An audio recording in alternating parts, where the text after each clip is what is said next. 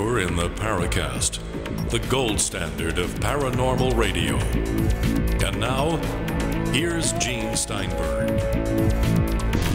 So as we all know, Chris O'Brien moved to New York State, someplace on a mountaintop, which is connected by dimensional portal to Tennessee. So we can say he lives on a mountaintop. No, that's ridiculous. No, it actually overlooks Pennsylvania. He doesn't have internet yet. So he's off the air. We've seen him in the forums because you can do that from your iPhone. So he's there, but until he gets the internet sorted out, he can't be back on the show, unfortunately. Maybe by telephone we'll have him come on. In any case, J. Randall Murphy, known as usual suspect in our forums, is here to co-host. And our special guest is the one, the only Red Pill Junkie. Hi, folks. Delighted to be back at the Paracast. And we're just delighted to have you on. I realize it was short notice, but I'll tell you what guests we are working on, too.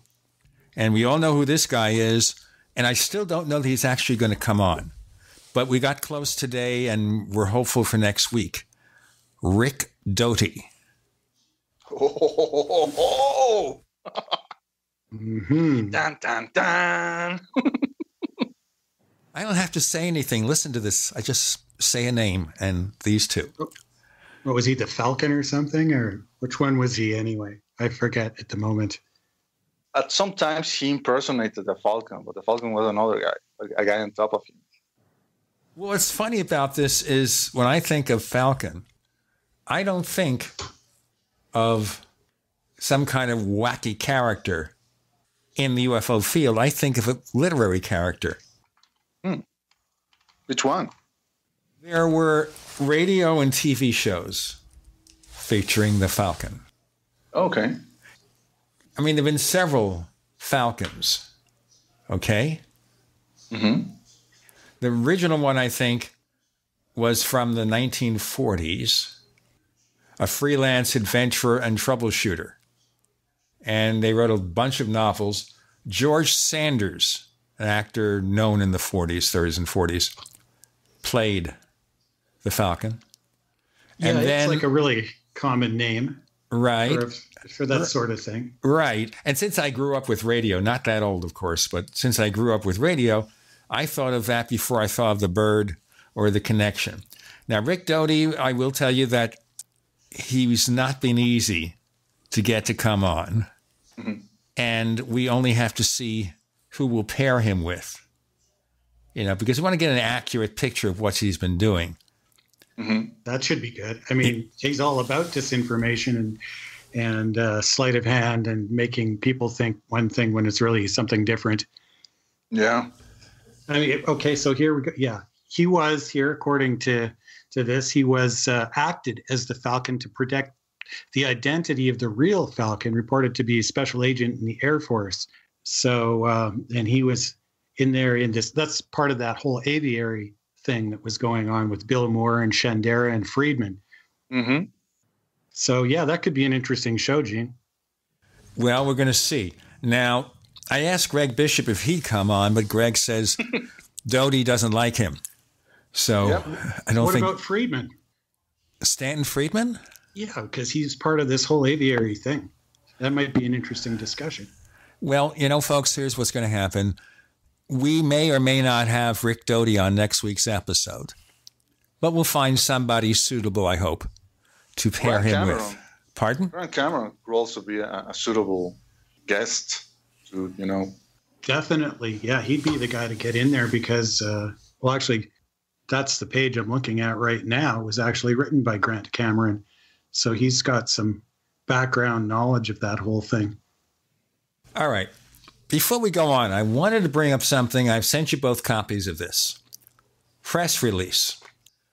And the headline is from someone named Rob Wheat, who I assume is a PR agent. Entrepreneurs crowdfund international extraterrestrial exhibit. And okay. All right, you know, everybody has something. And what does it say? Win a boarding pass for life. Now, the people who were supposedly involved here, someone named Michael Zawicki, and Gary Lane, and Red Pill Junkie doesn't know who they are. I don't know who they are. Do you, Randall? No, I don't know who these people are. And I'm not as much a walking trivia book as to all of these people either as some of the other kind of experts out there. But, this looks like it looks like a crowdfunding campaign to do something kind of fun with this ufology exhibit, I guess. Also, if they're so experienced at this, why they only need $40,000? Yeah. It's as if, with small pie, that these people don't really have any substantial experience in UFO field, although they claim to have more than 70 combined years in the entertainment business. But they can't raise $40,000? Yes, something's fishy. It sounds. What reminds me this of? The guy who used to drive around with his fake Bigfoot corpse. All right. I don't remember his name. No, it's something that's escaped my attention, and that's probably a good thing. In fact, I'm trying to log into their Indiegogo campaign, and I don't know, it doesn't appear. I guess that campaign is over before it started. It's been abducted. There's so much going on out there that's related to ufology. It's just a cultural phenomenon, and there's no possible way for people to be able to keep track of the whole thing. So, we're always going to be able to find someone who's just having fun with it. Other people who are making fun of it. Other people who are taking it seriously. And that's why it'll never be a science. It's a cultural phenomenon. It doesn't fit into the confines of the scientific method, but it's still a really interesting. And I was proposing on the forums fairly recently that instead of trying to keep pushing it as science, we should maybe look at it from the point of view of the humanities, where it's a much wider realm that takes in all sorts of things. You can start with ufology at the top, and you can go into ufology studies on one side for the more serious part, and the ufology culture on the other side. And the culture side gets right down into the arts and the entertainment and, all kinds of stuff, the philosophy. And the ufology studies, that gets into the field work. So maybe a different approach. What do you think of that? Well, yeah, I see the logic in that, Randall. I mean, right now it seems that ufology seems to be closer to the social sciences like anthropology and psychology than the quote-unquote hard sciences like mathematics, chemistry, and physics. Yet, on the other hand, we can look back at the things that have been going on those social sciences that I've just mentioned, for example, psychology, and see how, there was a time when, there were all sorts of theories, like the ones proposed by the likes of Carl Jung or Freud, and they were kind of like you either bought into them or you didn't, but kind of like there wasn't a way to test them. But then came, a revolution in psychology, kind of like in the 70s, in which these young academicians wanted to test, all these theories, So psychology entered into a stage of experimental psychology. Guys, let's continue in our next segment. Sure. All right. J. Randall Murphy is our guest co-host. Chris O'Brien doesn't have internet. Red Pill Junkie is our guest. More to come. You're in the Paracast.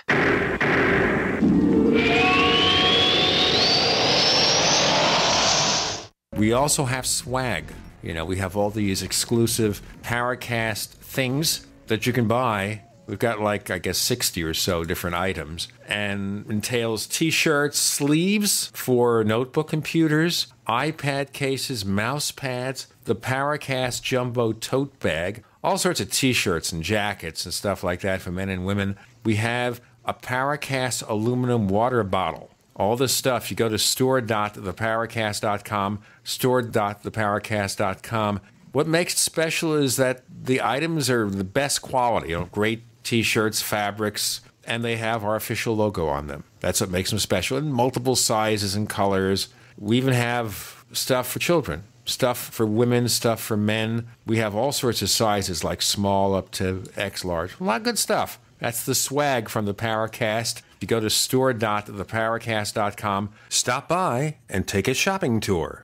Are you happy washing your hands with harsh chemicals? Are you happy doing laundry with detergents? Are you happy paying high prices? Find your happiness with Pure Soap. These all-natural, earth-friendly Pure Soaps are the very best you've ever used. Buy in bulk. Get a 12, 36, or 48-month supply, or get items individually and still save big. You're getting soap products twice as good as what you're using now, earth-friendly and natural soaps. Your family deserves the best. Happiness is 5starsoap.com. Why not put your money up the drain for a change? See them at 5starsoap.com or call 1-800-340-7091 for a catalog. Cal Ben Soap Company can save you thousands of dollars and give you good old-fashioned real soaps that are triple concentrated. Soaps made from vegetable and coconut oils. See their full selection of soaps at 5starsoap.com. That's F-I-V-E starsoap.com. Or call 1-800-340-7091 for a catalog.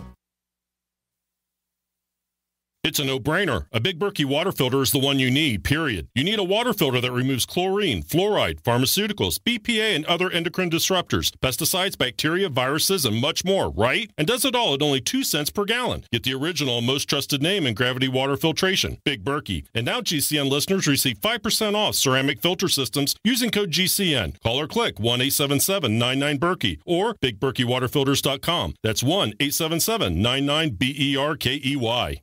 I tried other brands, but I came back to my Sunshine. For the best hot or cold pain relief, get the best. Get a Sunny Bay heating pad. Sometimes life can be a pain in the neck or back or shoulder. And the best relief for that pain is a Sunny Bay heating pad. Did you know that the American College of Physicians said that one of the best ways to treat muscle pain is heat therapy? Sunny Bay heating pads are handmade with high quality, can be used at home or at work, and have a lifetime 100% positive rating on both Amazon and Etsy. Why take another pill? Many people use our Sunny Bay heating pads alone and got rid of the neck pain. Long distance travel or long hours in front of a computer can take its toll on your body. See why our homegrown small business at sunny-bay.com has tried to help people just like you. Get your Sunny Bay heating pads at sunny-bay.com. That's sunny-bay.com or call 253-678-1361 for hot and cold therapy. sunny-bay.com. Fully cooked, ready-to-eat bacon. I'm talking thick, meaty, center-cut presidential bacon. Savory and delicious. I buy some, I use some, I store some. Awesome. No refrigeration needed with a 10-year shelf life. NASA-packed technology. Bacon. Fully cooked, fully hydrated, ready to eat right from the packed bacon. Or warm and served. Life-saving, ready-to-eat bacon. 10-year shelf life bacon. Ships free at fullycookedbacon.com. Fullycookedbacon.com. We'd like to hear from you.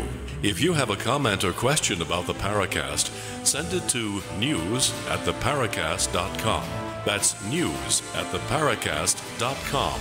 And don't forget to visit our famous Paracast community forums at forum.theparacast.com.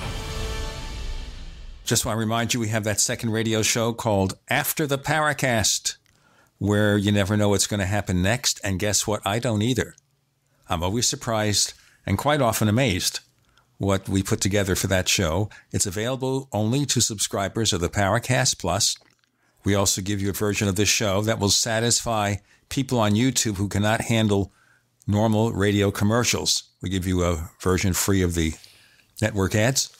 All this if you subscribe to the Paracast Plus. For more info, go to plus.theparacast.com, plus.theparacast.com. So we're looking at the UFO field as a cultural phenomenon as opposed to scientific, but then we're all begging, or at least a lot of people in the UFO field are begging for the UFO phenomenon to be considered seriously by scientists, and these are the people who believe UFOs are spaceships. So if that's the wrong science, isn't that interesting? I think it's more important that we focus on gaining respect for the field from an academic perspective as opposed to a strictly scientific perspective.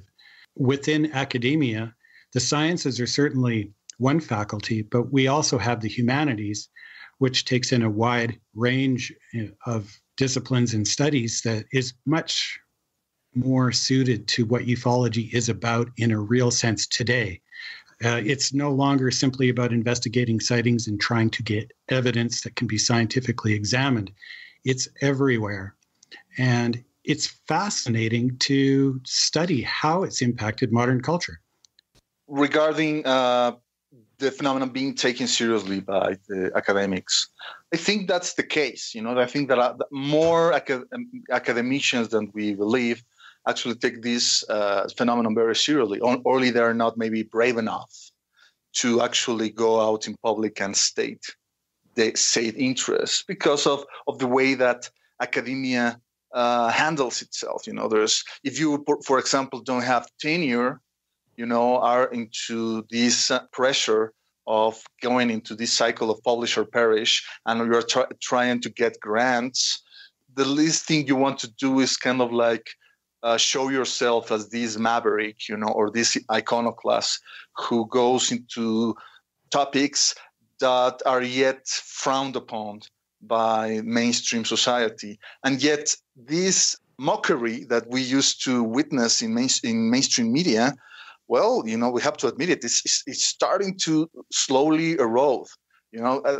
As much as I will hate to admit it, but that New York Times articles of last year kind of started to make an interesting ripple effect in mainstream media. And as a result of that, some academicians who used to mock the phenomenon are started to think that maybe this is something that they could, look into it. For example, Greg Bishop last year interviewed Diana Walsh-Pasulka, who is an academician. I think she is involved in comparative studies of religion.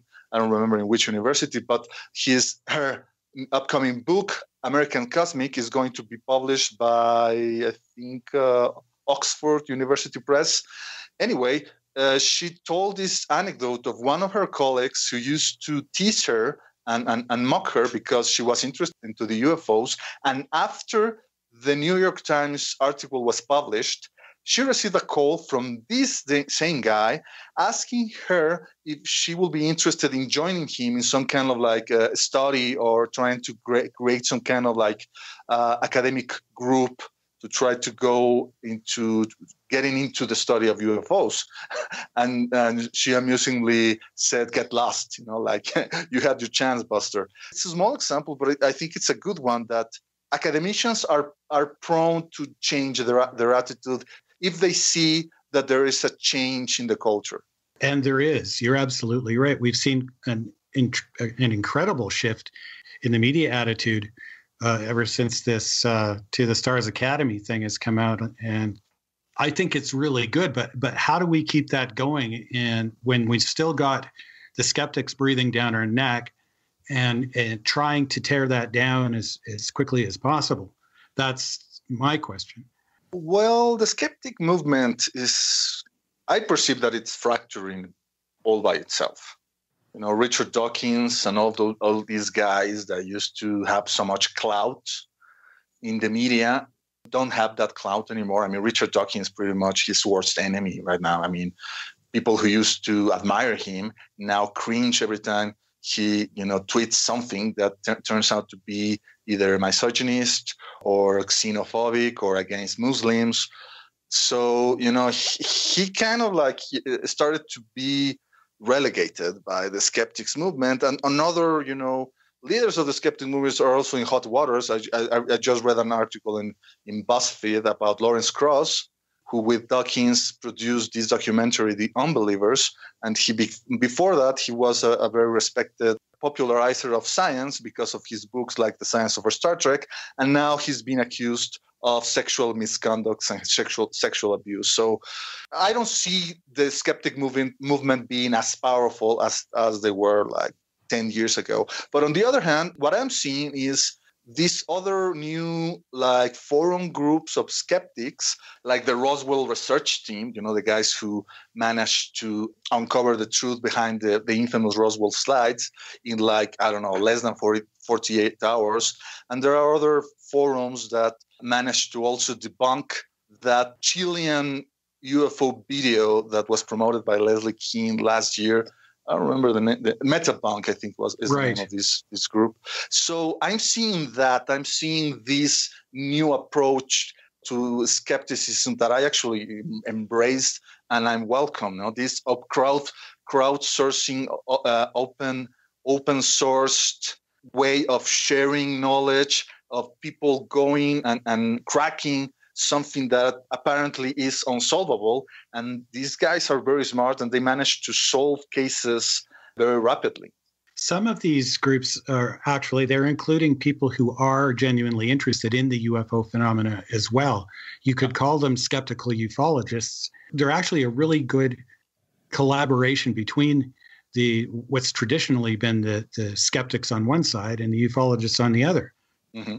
Yeah, I think what we need is actually those groups in which we have, like we will call little s skeptics, people who are not like fundamentalists in their way of looking at things. They're not there to merely debunk or even worse, to belittle and mock people who actually take this matter seriously. And on the other hand, we want people on the other side, on the so-called believer side, that are not zealots, that they're not trying to prove that UFOs are extraterrestrial craft coming from some planet in the galaxy or whatever, and trying to go and prove or support that agenda, because that agenda is right now, I see it as dogma. I don't see that as a productive way to go about and study this phenomenon. We got more to come. Red Pill Junkie, J. Randall Murphy, you're in the Paracast.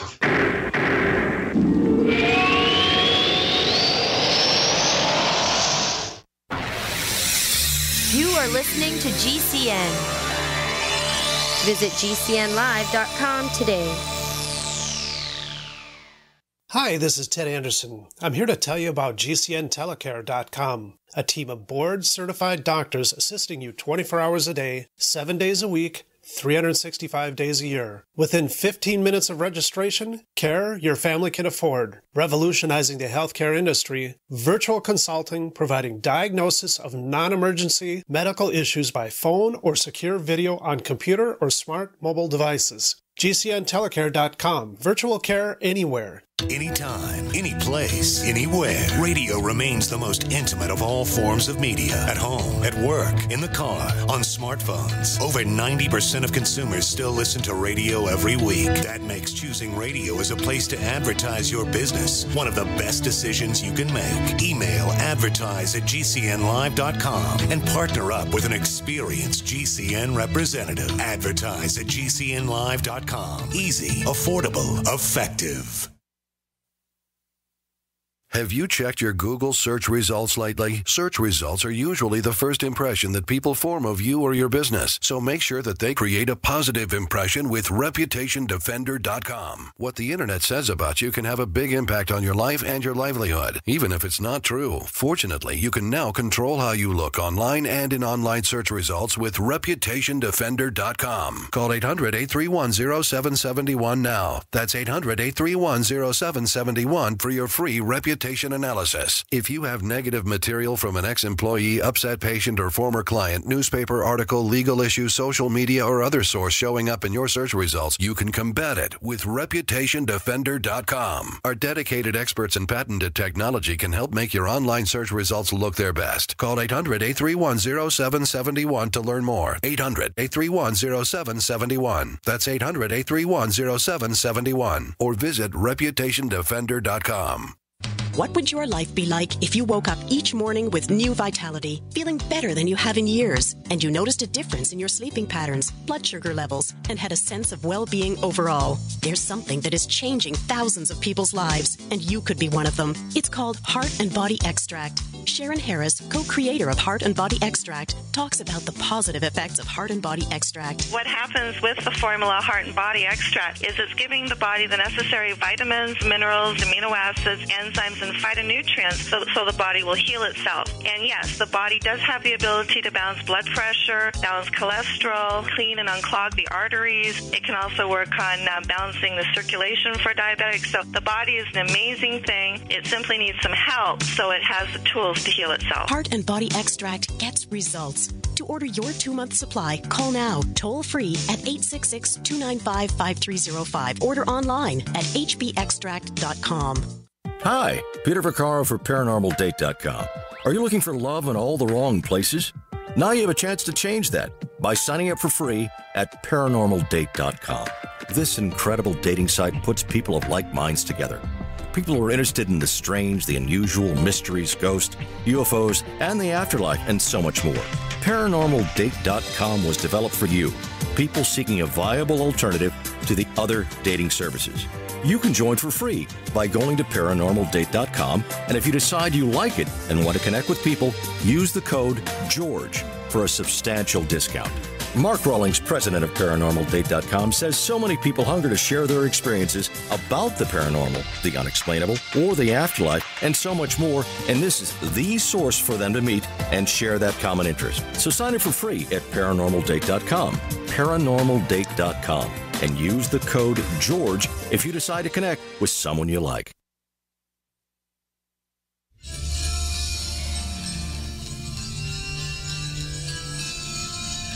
Hi, this is Bryce Abel. I'm the producer of Dark Skies, the co-author of AD After Disclosure, and you are listening to the Paracast, the gold standard of paranormal radio.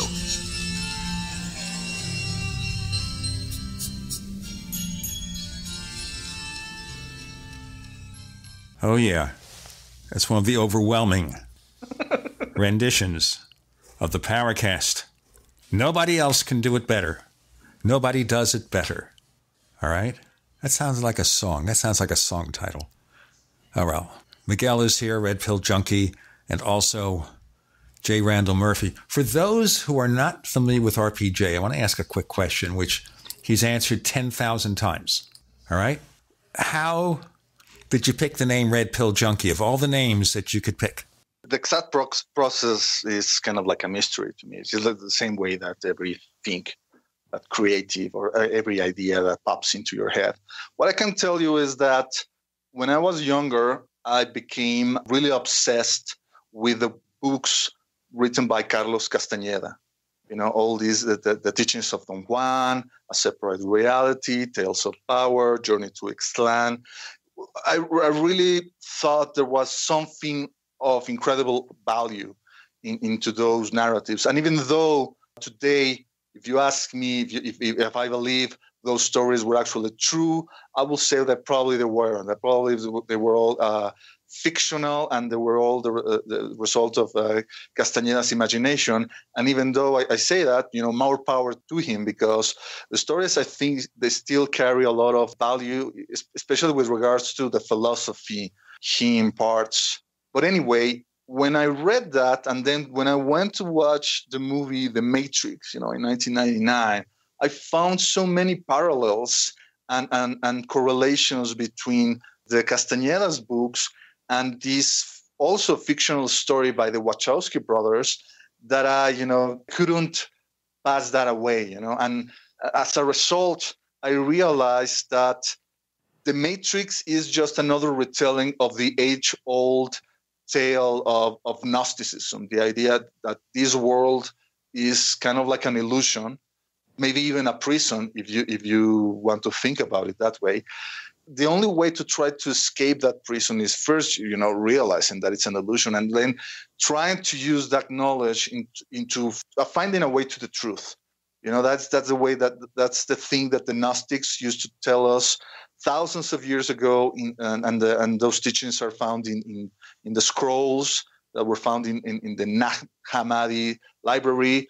And also, I believe that Philip K. Dick, his books and his stories, sci-fi stories, were also very heavily into Gnosticism. So, I don't know, I feel that all of this is kind of correlated, and That's why I view myself as something of a modern Gnostic.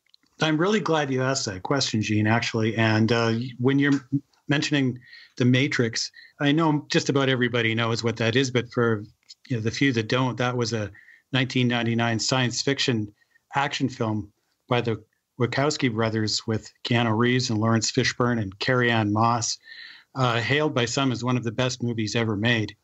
It's set in a dystopian future in which most of the human race has been unknowingly turned into power supplies for their machine overlords. And I say unknowingly because their minds are plugged into a simulated reality called the Matrix. And this opens up a whole arena of philosophical discussions that you've just mentioned about the reality of our universe and the nature of consciousness, one of which involves this red pill, which has become a symbol in counterculture for a preference for knowing the disturbing truth rather than remaining comfortably ignorant. This is where I think, when you say red pill junkie, you must have this undying need to know the truth at all costs kind of thing. This is what it says to me. Have I got that kind of right?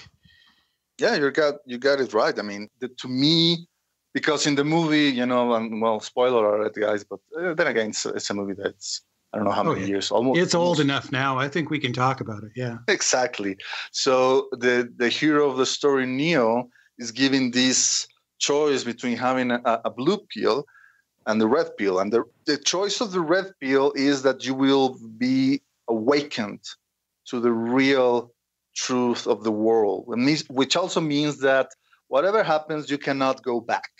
You cannot go back to the things that used to be, to the things how they were, to your home.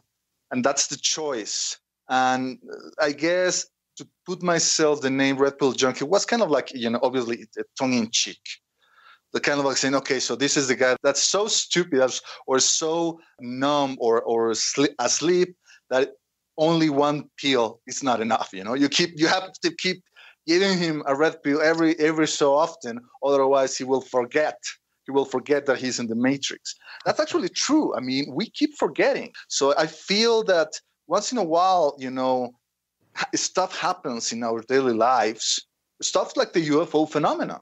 And I feel that the main purpose of those phenomena is to keep reminding us, hey guys, this world that you think you're living in is not what you think that you are living in. It's another thing. You really don't have a full grasp of reality. The problem now with the term red pill is that unfortunately I've seen that it's being kind of like hijacked by groups of which I have no kind of like relation. I don't want to be related to them. I'm talking about these guys of the men's rights movement, which is kind of like the stupidest thing I've ever heard. Yeah. And also I see people on the kind of like the extreme right side of the politics who also use the metaphor. It's kind of like makes me uncomfortable, like saying, why are these guys messing up with my brand? But I don't know, whatever, Well, they're just co-opting it and exploiting it for their own political gain. It's a bit of an irony in a way, because in terms of its symbolism for counterculture, it means exactly the opposite. It means to recognize the control systems and to be able to break free from our socialization and our comfort zones, think outside the box. Yeah. So, not going back, I seem to remember a scene in The Matrix where you've got the character Cypher, and he's meeting with one of the agents that are inside the Matrix, because he's a double crosser, and he's made a deal to be reinserted back into the Matrix. Yep. And he says at one point, ignorance is bliss. And that's what it's about. If you just want to conform to your socialization and society, then you can live in this sort of ignorant bliss-like state where you get your regular paycheck and go about your business as usual. But as soon as you start to think deeper, as soon as you take that red pill and start to look behind the facade, you start to see a whole different world. And that's what it's really about, I think. And so and also what you do with that, because there's one thing is that being aware that there's this other world, but there's another thing to try to actually actively act upon your life with that knowledge in mind. Because, like, for example, Cypher, the guy knows the truth. He knows that that the Matrix is an illusion. It's a prison enslaving humanity, but it's too inconvenient for him. So he prefers to go back to sleep. And I feel it's like those guys who took a whole lot of acid back when they were younger, and they managed to see, the strings that were being pulled in the fabric of society. But then, they grow older and say, well, yeah, but now it's time to get a job, get a mortgage, play the game. I know it's a game. I know I'm being played in it, but I just want to have, my nice condo with my flat screen and my suburban lifestyle. I think that's the tragedy that many people live on nowadays. We're going to live on a tragedy if we don't do this break. With Red Pill Junkie and J. Randall Murphy. You're in the Paracast.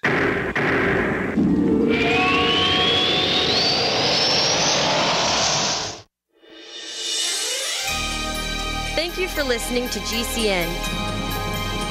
Be sure to visit GCNlive.com today. Do you need a website? Well, you can get a great deal on hosting services with Namecheap's legendary coupon code. They're offering substantial hosting discounts on shared hosting, business hosting, VPS hosting, reseller hosting, and even dedicated servers. Namecheap is preferred by millions. It's backed by a money-back guarantee. Use the coupon code LEGENDARY to cash in on the special deal at Namecheap.com, Namecheap.com. First came Attack of the Rockoids, and it was a critically acclaimed success. And now there's The Coming of the Protectors. A former military intelligence man is contacted by a space woman in a dream that turns out to be a nightmare because evil forces on her distant planet are planning to conquer the Earth. This is gripping science fiction of the classic kind. Attack of the Rockoids and The Coming of the Protectors. Find out more at rockoids.com. That's Rockoids, ROCKOIDS.com. This is Dan Pilla. Do you owe the IRS money you can't pay? Are tax debts crippling you? I've defended people from the IRS for over 30 years. I've helped thousands, and I can help you too. I wrote the book on IRS settlement, and I'm telling you, there's no such thing as a hopeless case. Call 800-34-NO-TAX to finally get free of IRS debt. With the IRS's new programs, there's never been a better time to solve your problem. Call 800-34-NO-TAX. That's 800-34-NO-TAX, or my website, danpilla.com. Hunters, anglers, campers, and survivalists. Get back to nature. Expand your horizons with the highest quality, most versatile, unique slingshots and sling bows on the market at slingbow.com. Slingbow products are compact and models start from just $17.98. They're perfect for your bug-out bag or storing in your vehicle. Give yourself and your loved ones the excitement and tradition of slingbow, a new frontier in archery and truly modern twist on this primitive survival tool. Feel the thrill only at slingbow.com.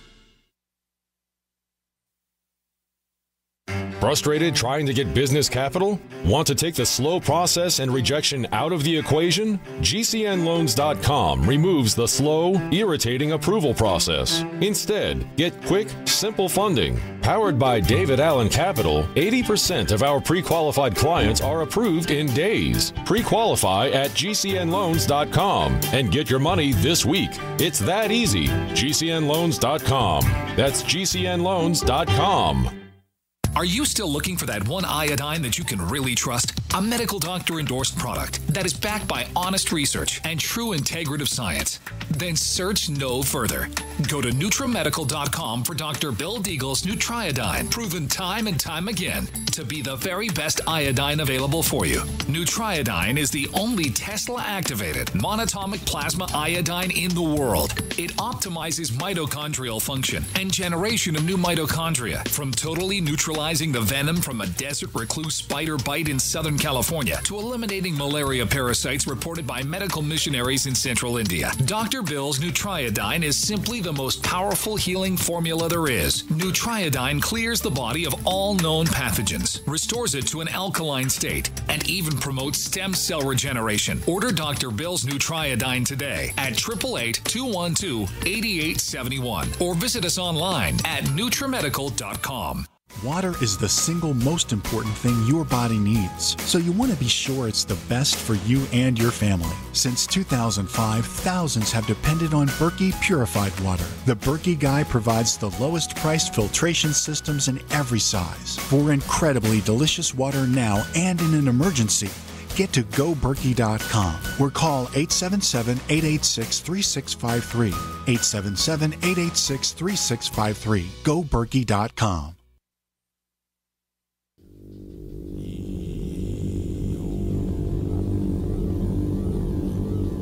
This is Jacques Vallée. You're listening to the Paracast, the gold standard of paranormal radio.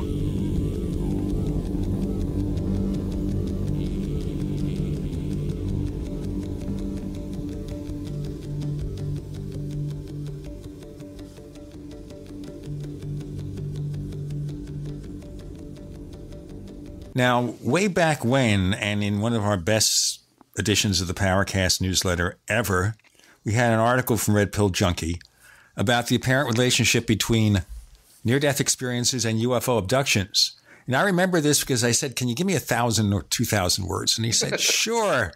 And I guess he forgot how to count because he gave me, 5,000 words or 6,000 words? Yeah.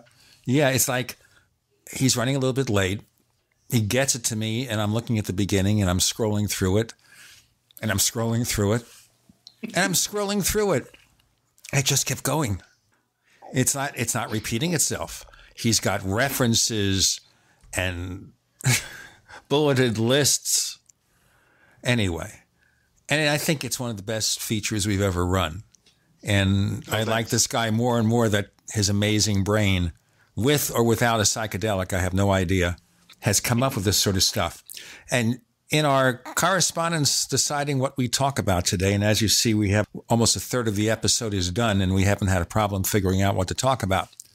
But you mention a resemblance or connection between psychedelic experiences and UFO experiences. How so, sir? Well, it's something that I've been giving a lot of thought in the last few years. I do find these correlations, because both experiences can be either the most transcendental, life-altering experience of your whole life, as can be when you watch the life of people like, Travis Walton, or people who have those close encounters of the third kind, or like, for example, those police officers who chased down the UFO, and as a result, their life became a living hell, or sometimes it's changed for the better. Or it can be something that it's of no consequence or transcendence whatsoever. I have family relatives who have told me, I once saw this thing and that I couldn't know, and it was pretty close, and it was like a triangle, and it was interesting. Hey, what's for dinner? and the same way that people dabble with psychedelics and in a recreational way, and some people change forever. Like, for example, Richard Alpert. Richard Alpert was this school academician, and I think he was with Timothy Leary in Harvard. And as a result of his dabblings with LSD, he became Ramdas. He became a guru for the New Age. A total different person. And also, if you give that the same thing, the same compound to another person, like, for example, Charles Manson, he becomes cult leader of these, murderers of gangsters that made these horrible murders, I don't know how many years ago, that we will now see in a movie that directed by Quentin Tarantino. So I'm interested in that. I'm interested in the transcendental aspect of these experiences. And I do feel, maybe there are more things uniting those experiences than we might think of. Well, I think the problem with UFOs in general, even abductions, is we look at it with one lens, and that lens says physical event. Mm-hmm. And because it's a physical event, we really do have spaceships landing here, and the entities from said spaceships kidnapping humans over and over again, as if they have nothing better to do. Maybe it's like dissecting frogs in a high school or elementary school lab, where you have to get through that test to go to the next grade or something. So this way, what do the aliens, especially the young aliens, the alien children, have to do? Well, they have to kidnap some earthlings and perform some painful, primitive experiments on them. Sure. And as soon as they perform the primitive experiments, they graduate that class. Mm-hmm. Right? I mean, it's just as possible as anything else. It's a model that we can use it in order to try to make sense of something that really makes no sense at all. I mean, just how many frogs do they need to cut in order for the young student to pass the test? How many times do they need to keep doing that? And at the same time, the same way that with psychedelics, there's this problem of trying to put a line in the sand and between what's the external or the exoteric experience and the internal or esoteric experiences. Where does the boundary lie? And as I grow older, I feel that boundary is not only arbitrary, but sometimes maybe it's meaningless and useless. Like, for example, let's talk about the abduction experience. So let's talk about, for example, people who are convinced that aliens put some kind of metallic implant into their bodies to do whatever nefarious thing, tracking them, controlling their mind, whatever. Let's look into other phenomena like, stigmata in Christian mystics like St. Francis of Assisi or Father Pio. And stigmata, for people who don't know what it is, it's wounds that appear in your hands or maybe in your feet, or also maybe even in your torso, that seem to mimic the wounds that Jesus Christ received when he was nailed into the cross at the moment of his death. And nowadays, parapsychologists are fully convinced, that this is something that is the result of the enormous power of suggestion of the mind. But then again, you say that as if you solved it, but you only, put a label on it. You're talking about the mind being so powerful that it can literally repulper the tissue of your skin and your veins and create this gush in a very precise manner into your body. And if your body can do that, what's to say that it can't also create some kind of like small deposit of material in some place inside of your skin, and it makes to convince you that it's actually an alien implant that was put during one of your abductions. What if an alien implant is almost akin to what in parapsychology is called an apport? Apports are these physical objects that can be of any kind of material. There are metal ones, crystalline ones, whatever. And these apports are materialized by psychics at will, and this is something that apparently even the Chinese and the CIA have studied at length, and it speaks volumes about the untapped power of the human mind, and something that maybe we should be more interested about that in trying to come up with ways to explain why aliens are conducting this human hybridization program that has been going on since God knows where, in the 70s, the 90s, and what's their ultimate end goal. To me, talking about those kind of stories you know what? I find them so boring nowadays. Well, I think what's boring to me and a lot of people here is just looking at the same old sightings over and over again and not seeing anything there that provides a significant new fact. This goes back, of course, to this Pentagon UFO study. And we haven't talked to you about that, Miguel, and that is that it didn't really produce anything new. Maybe a few sightings we hadn't heard before, but there are always sightings we haven't heard about. In fact, the other day, Kevin Randall had a blog where he's been looking into information about Project Blue Book, where some records or indexes of sightings don't have a corresponding entry, and he's trying to see if there's sightings that we don't know about. But at the end of the day, it's going to be the same thing. It's going to be more sightings, sometimes intriguing details, sometimes lights in the sky. Anything involving the Air Force, there will be shall we say, an overwrought attempt to assume that these things are not real. Yeah. So we're back to where we started. We can either say these cases aren't real and prove that. We can find cases that appear to be real, but we can't prove what it is and what they are. Yeah. We've got Red Pill Junkie. J. Randall Murphy is our guest co-host. Chris O'Brien's looking for the internet to work. I'm Gene Steinberg. You're in the Paracast.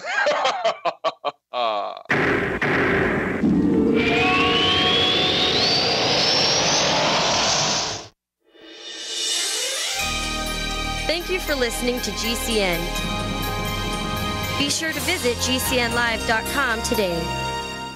Attack of the Rockoids has been well received by critics and readers alike. It's a thrill-a-minute story you'll never forget. A former U.S. military intelligence officer is haunted by intense dreams about a beautiful woman pleading for his help after a terrible battle in outer space. But the dreams turn out to be true and thrust him into a telepathic love affair with a woman whose faraway planet is intent on destroying the Earth. And now the gripping tale continues in The Coming of the Protectors. It's the second book of the Rockoids trilogy, a galaxy-spanning adventure that pits our hapless heroes against powerful, fanatical enemies that threaten the lives of freedom-loving beings everywhere. Attack of the Rockoids and The Coming of the Protectors. Classic science fiction at its best, available now. For more details, visit rockoids.com. That's ROCKOIDS.com. Looking for that edge during those intimate moments? We see many ads for enhancement, but the side effects include death. At GCN Team, we should change the Healthy Body, Brain, and Heart Pack to the Healthy Libido Pack. The brain and heart are not the only organs that require a healthy vascular system. For proper blood flow at the right moment, go to GCNteam.com or call 877-878-4203. That's 877-878-4203. That's 877-878-4203. Hear that? That's the sound of a house being trashed while a gang of thieves ransack the place. And what they don't steal will be destroyed. This year, resolve not to be the next victim of a break-in. Go to faketv.com and discover a device that creates the illusion someone inside is watching TV, even when you're miles away. Security is a mindset, and Fake TV should be part of your security solution. Be vigilant, but not fearful. faketv.com.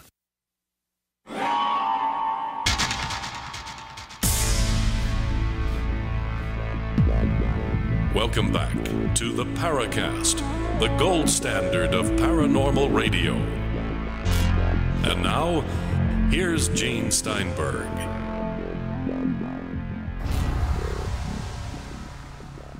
I don't know what it is that Miguel's taking there, but I'd like a couple of bottles of it, really. Do you even read about sightings anymore, Miguel? Not really. Maybe from old books and the occasional thing that appears on the internet. Obviously, as a news administrator for the Daily Grail, I do need to keep my nose to the ground to see what's new. Okay, well, here's something you might be interested in then. Back in October last year, 2017, about 4:30 p.m. near the California-Oregon border, there is a mystery aircraft. They don't know if it was an aircraft or exactly what it was, but it was spotted visually by airline pilots and tracked on radar, not with a transponder, but just like a rogue aircraft. They call it an intruder, and it was traveling north to south between locales in California and Nevada and cities like Portland and Seattle and beyond. It was recorded on air traffic control audio and eventually got confirmations from both the FAA and NORAD. There's audio recordings of this, indicates many communications between various passenger jets and the Seattle Center, whose controllers tried to track it as it made its way north towards the Willamette Valley. And NORAD also said that the incident eventually did result in F-15s from Portland being scrambled to investigate. But by the time they got there and looked around, the mystery aircraft couldn't be found. Now, F-15s are pretty sophisticated pieces of machinery that can get places really fast and detect things very accurately at long distances. You don't get away from them very easily. So whatever this thing was, it was something fairly unusual. We don't know that it was a UFO. It may have just been some sort of secret spy plane from another country, but nobody seems to know what it was. And I found it very interesting that this report could go sort of unnoticed by so many people when it actually has transcripts and audio recordings, and it was admitted by NORAD that they sent up F-15s to try and track the thing down and chase it, but couldn't get to it. There's a sighting for you. Yeah, and it's a really interesting sighting. Yeah, you could check it out. There's this, I don't know if we can say, promote other websites, but it first popped up on a site called the War Zone, so you could probably go there and look it up. This is like a site that features a lot of military type of aficionados, so you can take it pretty seriously. It seems like this really did happen. I think it's one of the more interesting sightings that's taken place, say, within the last 6 months kind of thing. I agree wholeheartedly. I think that Billy Cox, he's the Boyd column, also brought this up. He also brought the investigation that was conducted by those guys in that other website, the War Zone. And yeah, I mean, this is interesting. A case like this, we're not dealing with hallucinations or collective unconscious or some sort of manifestation, because you've got people. I don't think one thing how? Is the offer. I kind of do. I think when you've got something being tracked on radar by multiple sources, and you're not thinking of UFOs in the first place, and you see one, what sort of stimulus is there for someone to suddenly conjure up in their mind a strange flying object that can be picked up on radar? I think that's a real stretch. I don't know. I mean, there was those other cases from the To the Stars release, right? The USS Nimitz case, and in that case, the pilots saw the object, but it wasn't picked up by radar. So are we saying that a radar therefore is more reliable and more trustworthy than a human being? I'm not sure if I'm willing to go and accept that. And I wouldn't say that necessarily. I think we have radar and that they send pilots up for visual confirmation. Here's what I think. I think that what we need to move forward is this dichotomy. This dichotomy between what we're saying, there's an outside objective world that is outside of our skulls, and there's, our inner world, that is in our minds, and our minds only. What I think that is going to be the next leap in science is to the admittance that consciousness and intelligence is everything. Consciousness precludes matter. Consciousness and information are the true building blocks of reality. Oh, okay. And I think hang on there. What do you mean by consciousness precludes matter? Explain that one, because I think some people might not get that. And it's difficult to go around it. But I think that when I started to entertain that idea is when I read Jacques Vallée, Messengers of Deception, which I think is, guys, if you have a list of must-read UFO books, Messengers of Deception has to be at least in the top 5. Really. Why? Not because of what he writes about, these UFO cults and these many ways in which the UFO phenomenon can be used to deceive the populace. That was interesting. But it wasn't as interesting as the things that he got into by the end of the book, when he was having these dumbfounding synchronicities when he was investigating the Melchizedek UFO cults. And when he was investigating those cults, he got in a taxi cab in San Francisco, and when he asked for a receipt, he got it from the driver, and the name of the driver was Melchizedek. And he looked in the yellow pages of San Francisco, and apparently there was kind of like only a dozen of people in that city with that name. So pretty mind-boggling synchronicity, and he began to entertain these physics theories of information in which it posits that information is more important, is more fundamental than time, space, and energy into the actual creation of reality.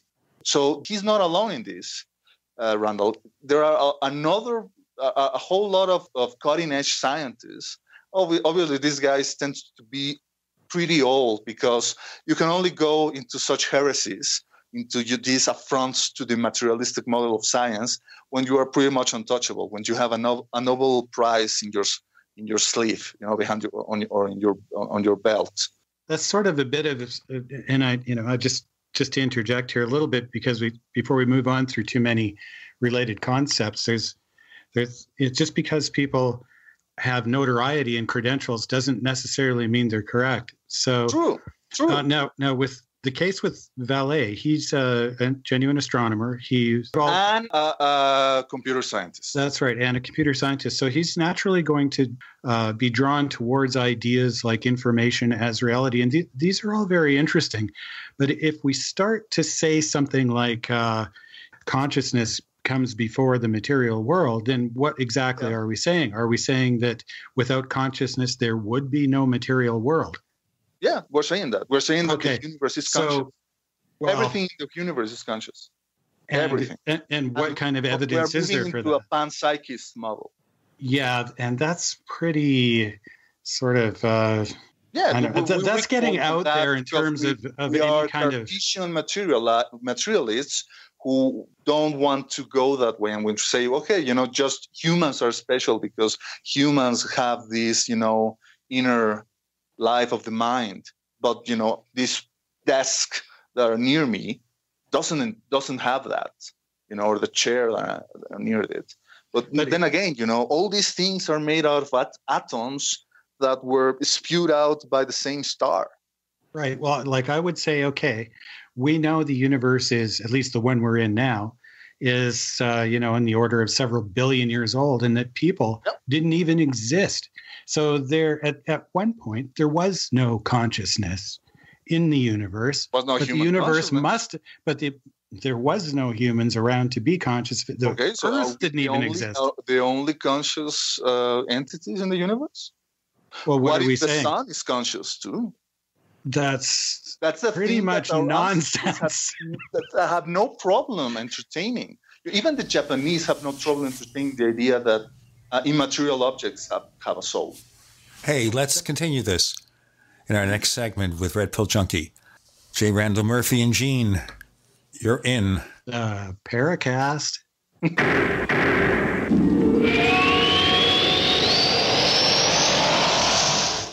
Neighbors, we've made such a deal with HelloFresh, and it means that everyone listening to this show can receive $30 off your first week of deliveries when you go to HelloFresh.com and use the offer code Paracast30. With HelloFresh, you can choose the delivery day that works best for you. They've got a wide variety of chef-curated recipes that change weekly. And can you imagine me cooking Japanese panko chicken? It makes me feel like I'm a chef. It means also that you could actually get your meal cooked in 30 minutes. For busy people, this is perfect. The simple recipes include step-by-step instructions so even I can figure it out. Go to HelloFresh.com, use the offer code Paracast30 to get $30 off your first week of deliveries. HelloFresh.com. If you owe money to the IRS, you need to hear this. The IRS is cracking down on those who owe back taxes. It starts with a devastating letter, and if you don't act immediately, you could find yourself having your wages garnished or have a lien placed on your property. But there's a solution. Tax 10,000 can help. Avoid enforced compliance, where these holds on your income and seizure of your home could become a nightmare that just won't end. Call 800-239-9957 now and speak to one of our experts. 800-239-9957 is the number to link you directly to a tax resolution specialist who will negotiate with the IRS on your behalf. Working through the IRS Fresh Start program, all the forms will be handled for you. All you have to do is make the toll-free call. 800-239-9957. Find out if you qualify and possibly save yourself thousands of dollars, not to mention a lot of headaches. It could be the best call you've made today. That number again, 800-239-9957. The service does not provide tax settlement or legal services. We will refer you to a company that does provide such services. Often the IRS will not agree to any reduction in the amount owed. Not all taxpayers who owe more than $10,000 will qualify for a tax reduction program.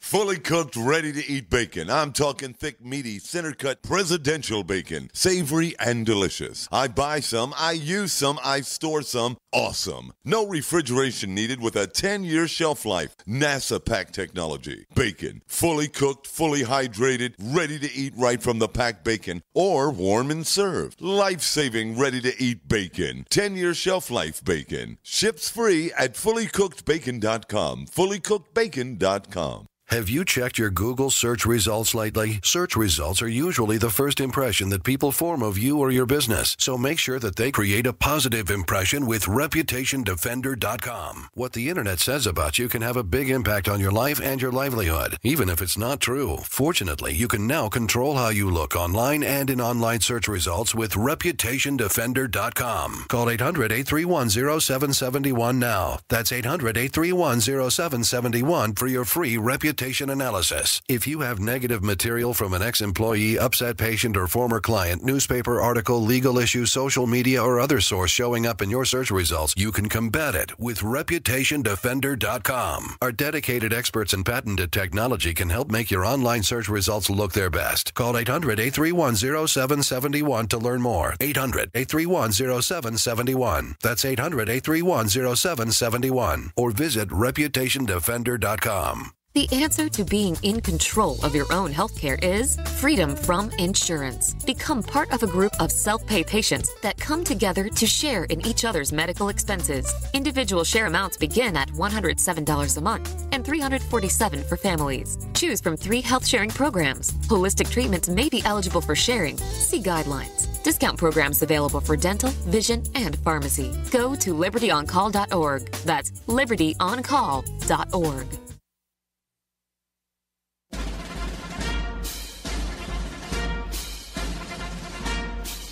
Hi, it's Grant Cameron from presidentialufo.com. You're listening to the Paracast, the gold standard of paranormal radio.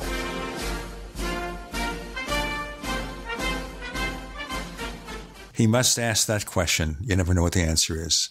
Miguel, would you continue?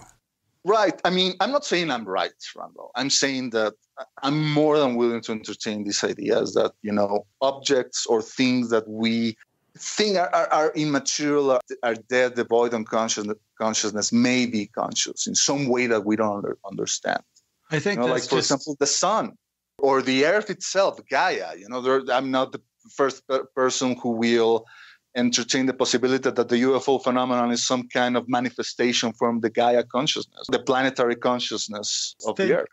What we're doing there is we're anthropomorphizing objects and deifying objects, and that's something that only can take place when you've got a conscious mind. But showing respect to objects. There was this guy, I don't remember his name. He was a Japanese designer, very important designer. He was the guy who designed the bullet train and also the famous Kikkoman's soy sauce bottle, right? Before he became a designer, he was a Zen monk, and he actually managed to survive the Nagasaki nuclear bombing in 1945. And he said that when he was walking through the debris remains of this city that was totally obliterated, that he saw, all the remains of objects like, cars or houses or, furniture. And maybe he was in a state of derangement, you will say that. But he claimed that he could see the cries, he could hear the cries of these objects that were now deprived of their having the chance to serve a purpose. And I found that so moving, mainly because I'm also an industrial designer, and I know how much love and how much intent I put into the things that I design, every day in my day work. That's poetic and it's symbolic. Maybe and not it's just poetic. Maybe there's something to things, objects that we wear or that we have close to us, and that maybe they are imbued with some kind of inner life. We know that there are people or psychics who claim to hold an object that may have some kind of history, like maybe some kind of family heirloom, your grandmother's earrings, for example, and they hold the object and they manage to retrieve some kind of information. You can either believe that or don't, but I find that idea fascinating. What is this possibility, that material objects, material matter may be able to store information just as well as the human brain is capable of storing information? Well, we've got microchips that store information, but that's a different sort of thing. I don't know. Is it? Sure it is, because they're engineered to be able to store information. Okay, they're engineered to easily retrieve that information. Everybody can do it if you have the right operating system. What if psychics run on a different operating system than most of us? Well, when we get into psychics, that gets to be pretty controversial. What I will say, though, man, you can't stay in the materialistic side of ufology forever. I feel at least that you can't. Otherwise, you miss so much. What I would say, however, and I would completely agree with in terms of consciousness coming before the material, is that our creative mind has to come up with the idea first. And when it's in our consciousness, and we don't really know what consciousness is yet at this point, or at least what it's made of, or how it comes into being, but we do know that we have to have an idea first before we can actually realize it in the material world. That's very true. Sometimes those ideas come in very non-ordinary ways, right? I mean, we have history after history in science of all these brilliant thinkers who have that famous eureka moment, in which you can almost say that they received the information from elsewhere. One example, the chemist Kekule, who had this dream one night of seeing this serpent that was eating its own tail. And he realized that image was the perfect symbol of the molecule for benzene, which he was studying, So where did that come from? The mind associates patterns. It's an incredible thing. And people like yourself who are creative, I've got some of that as well. It's not like I don't appreciate what you're saying, but I also always have to ask myself, well, where is the real evidence for that? And how well does it stack up in terms of critical thinking? So I have to do that. Maybe you're a little more free form. What do we say when, someone like Francis Crick, Nobel Prize winner, co-discoverer of the DNA double helix, and he credited LSD to be almost like the vital tool for him to dream up this double helix. That's not the first time I've heard that. Back in my teens, when I was an aspiring rock musician, one of my guitar mentors was a bit older than me and into the sort of drug culture. He confided in me, and it's okay to tell this story now, and I don't have to mention names, that he had taken peyote, and he'd had a vision of his whole life unfolding from its past into its future. And he said he knew how he was going to die.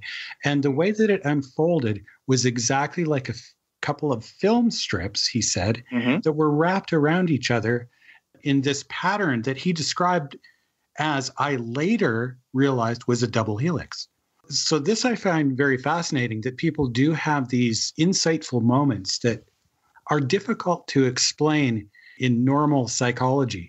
We can say, well, our brain is an amazingly creative thing that is pretty much on all the time, whether we know it or not. It seeks out ways to understand the world. And I think that this is a natural expression of the way our minds work. Hey, this reminds me, what do you think of the Mandela Effect? Because we had a bit of a discussion about that on the forum in a couple of episodes ago, and this kind of gets into all of that. You know what I'm talking about there? It's not the Mandela Effect, man. It's the Mengele Effect. Oh, you didn't watch that X-Files episode? I still haven't seen it, actually. Oh, man. So good. I know Gene told me about it, but I don't have cable. So good. You know, how do you think that might fit into all of this? Because Mandela Effect, I do feel that in that instance, it's more of a showing how unreliable memory is. There is a quote by Milan Kundera, who wrote The Insufferable Lightness of Being, that says, memory is not the opposite of forgetting. Memory is a way of forgetting, meaning that the idea is that when you try to remember something, it's not like you're retrieving it from some kind of like storage in your mental hard drive. You are creating that moment out of nothing, this remembrance. And the problem is that every time you do that, the remembrance becomes ever more distorted. The more you try to remember your wedding night or the color of your mother's eyes, the more distorted that memory gets. So about the Mandela Effect, I feel right now that is not really so much evidence of, that we're moving between parallel realities. More to come with Gene, Miguel, and Randall here in the Paracast.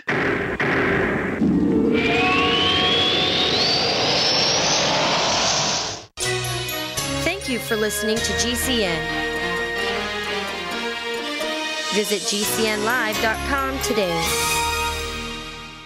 It's a no-brainer. A Big Berkey water filter is the one you need, period. You need a water filter that removes chlorine, fluoride, pharmaceuticals, BPA, and other endocrine disruptors, pesticides, bacteria, viruses, and much more, right? And does it all at only 2 cents per gallon. Get the original, most trusted name in gravity water filtration, Big Berkey. And now GCN listeners receive 5% off ceramic filter systems using code GCN. Call or click 1-877-99-BERKEY or BigBerkeyWaterFilters.com. That's 1-877-99-BERKEY.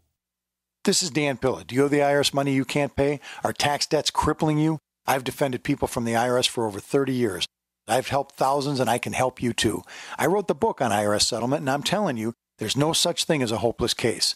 Call 800-34-NO-TAX to finally get free of IRS debt. With the IRS's new programs, there's never been a better time to solve your problem. Call 800-34-NO-TAX. That's 800-34-NO-TAX, or my website, danpilla.com. Warning, if you're drowning in debt you can't afford, do not let the credit card companies trick you into thinking that you have to pay it all back, because you don't.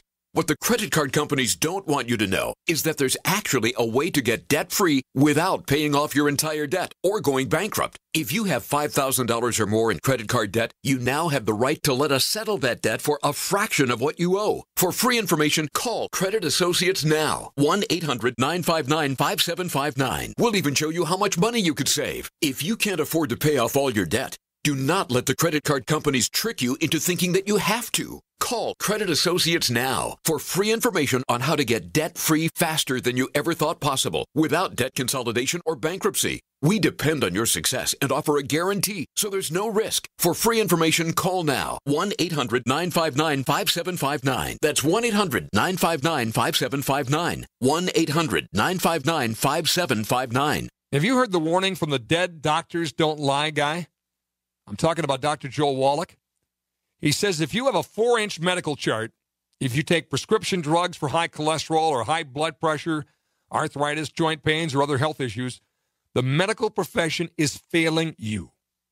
They're using you for an ATM machine. That's what he says. He has a free lecture revealing what pharmaceutical companies don't want you to know. There's been groundbreaking research and discoveries on how to effectively treat or eliminate over 900 different diseases naturally. And it's all in his free lecture called Deadly Recipe. You want it free? Call him toll free at 855-79-YOUNG. You ready? 855-79-YOUNG. Dr. Joel Wallach, the Dead Doctors Don't Lie guy, says there's no reason why we shouldn't live to be at least 100 and have a great time getting there. Does the current world crisis in North Korea or our domestic crisis right here in America concern you? Well, I know it concerns me. My friends over at Legacy Food Storage have solutions in the event there's the inevitable. What's the inevitable? Civil unrest, a run on your local grocery store. And here's my question to you. If this happens, how do you feed your children? How do you feed your grandchildren? Legacy Food Storage has the solutions. In fact, they can help you implement a simple plan to take care of your needs in the event of the inevitable. By calling them right now, I have authorized them to give you a special 20% discount at checkout by simply using GCN. Call 888-543-7345 or visit them at legacyfoodstorage.com. That's 888-543-7345 or visiting them at legacyfoodstorage.com. Make sure you use GCN at checkout for an incredible 20% discount. Don't be a victim. Take control of your life now.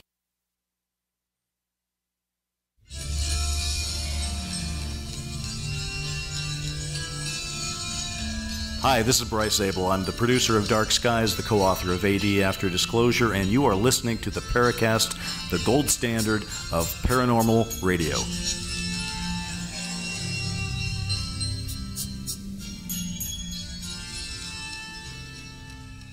You see, if I don't say anything, Randall will always take over saying the Paracast. It's just more than a 300 millisecond delay. I'm in there. Yeah, I sure did. Let us continue. So Mandela Effect, I don't feel there's, it's evidence that, we moved from a different parallel universe, or that, the guys who are running our simulation, decided to pull a fast one over us. And although that's an interesting, funny thing to entertain, although I do wonder if a person is able to go through different aspects of their lives in the multiverse when you're dreaming, because I have a very rich dream life. I've experienced lucid dreams several times. I've experienced dreams in which I feel I have died. Sometimes I dreamed that I was kind of like a guerrilla fighter, and my squad was caught by the army, and we were executed, and I remember waking up sobbing, bawling over, this loss of being deprived of my young life, such an early age. So I don't know, is that just the product of my mind, or is some of that information coming from elsewhere? That's a really good question. The older I've gotten, the stranger my dreams have gotten, where the imagery and places and settings will be part of the picture that I have no idea why my mind would conjure it up. I mean, it's not related to anything in my life that I've recently seen or thought about or anything else. In fact, sometimes it's completely so out of character for me. I go, what the heck is going on with my dream mechanism? Yeah. There's also something that I've experienced many, many nights when I probably are in some kind of hypnagogic state, right? Between waking up and dreamlike. But I'm conscious that I'm lying on the bed, it's dark, and that I'm seeing into my ceiling, and I see these sort of weird color mandalas, there are, kind of like moving towards me. And sometimes those mandalas form letters and mathematical symbols. I don't know what the hell that is. I know there's a name for that it's called entoptic phenomena. But other than that, I don't know if it's a result of some kind of like endogenous secretion of DMT while being in some kind of a relaxed state. I don't know if the mothership is trying to beam up some kind of like secret formula into my brain. I'm just too stupid or too, my operating system is just not upgraded enough to actually get it or, decrypt it. Well, you see, you've got to use Macs. You can't use Windows. Maybe that's it. Yeah. Did Apple pay you for that, Gene? I wish they would, but, we have to be a multi-million-dollar corporation to get advertising from Apple. Mm-hmm. I know you're pretty humble, but from the stuff that I've seen and listened to you, I think you're definitely one of the more creative and intelligent people on the scene. And I would say that these visions and dream interpretations are a product of your quite brilliant mind, actually. The way that you think of things and imagine things, and being a visual artist, it's going to express itself in that way. And that you're just lucky to be able to do it, whereas other people simply just don't have the ability. I ran across a really interesting thing not too long ago. There's a condition called aphantasia, where people, they don't have the ability to visualize. For me, and I imagine for you as well, I can't even imagine how I could communicate if I wasn't able to visualize what I'm thinking. Wow. How could people even function? I guess they do, but for us who think in pictures and communicate through pictures into vocal language, without that filter there, I'm not even sure how I would form a sentence.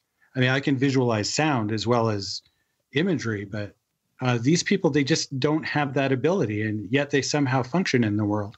That's interesting. Yeah, because, I mean, think about language. I mean, language, Terence McKenna said, it's the crudest and most inefficient form of telepathy that's out there. We're trying to convey complex terms using grounds that are coming out of the same hole that we used to eat, right? But all those grounds are supposed to coalesce and unite in specific ways in order to create this idea into the mind of the people you're communicating with. For example, if I say to you pink elephant, it's almost inevitable for you guys to go with that image in your head. There it is.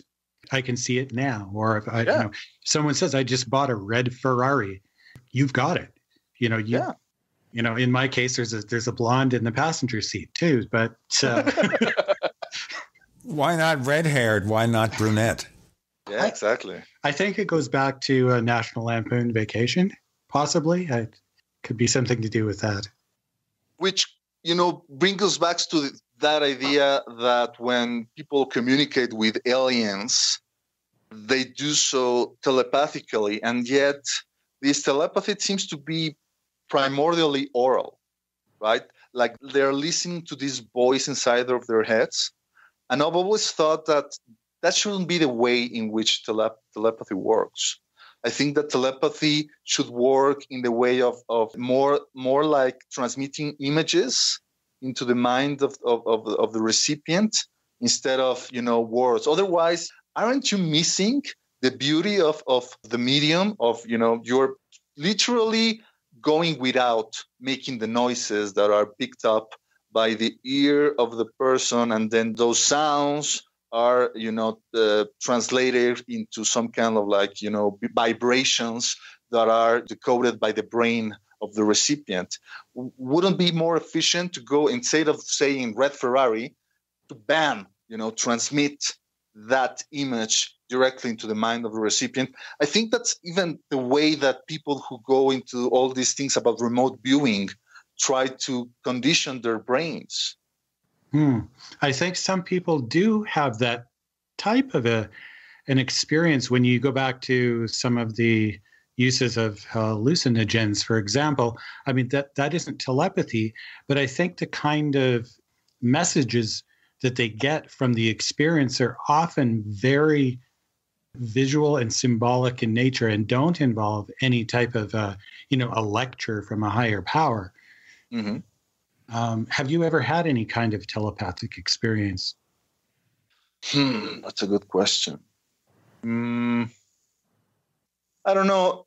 I know that I've experienced in a few occasions, a moment in which you are so synced with another person that, for example, an employer of mine, that we're coming up with a design, and we are so we know each other so well, our tastes, our way of thinking, our way of solving solutions in design, that, the moment that he comes up with something, I can almost, finish it up for him because we're synced up that way. You know, we're thinking kind of like in the same lines. Right. You're on the same wave.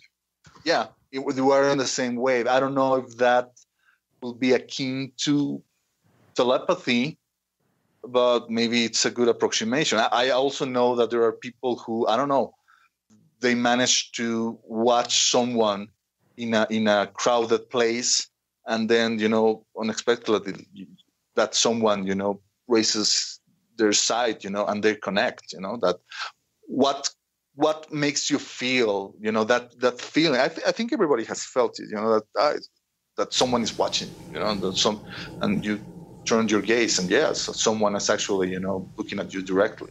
Well, you know what? Someone is going to watch us from the network if we don't break.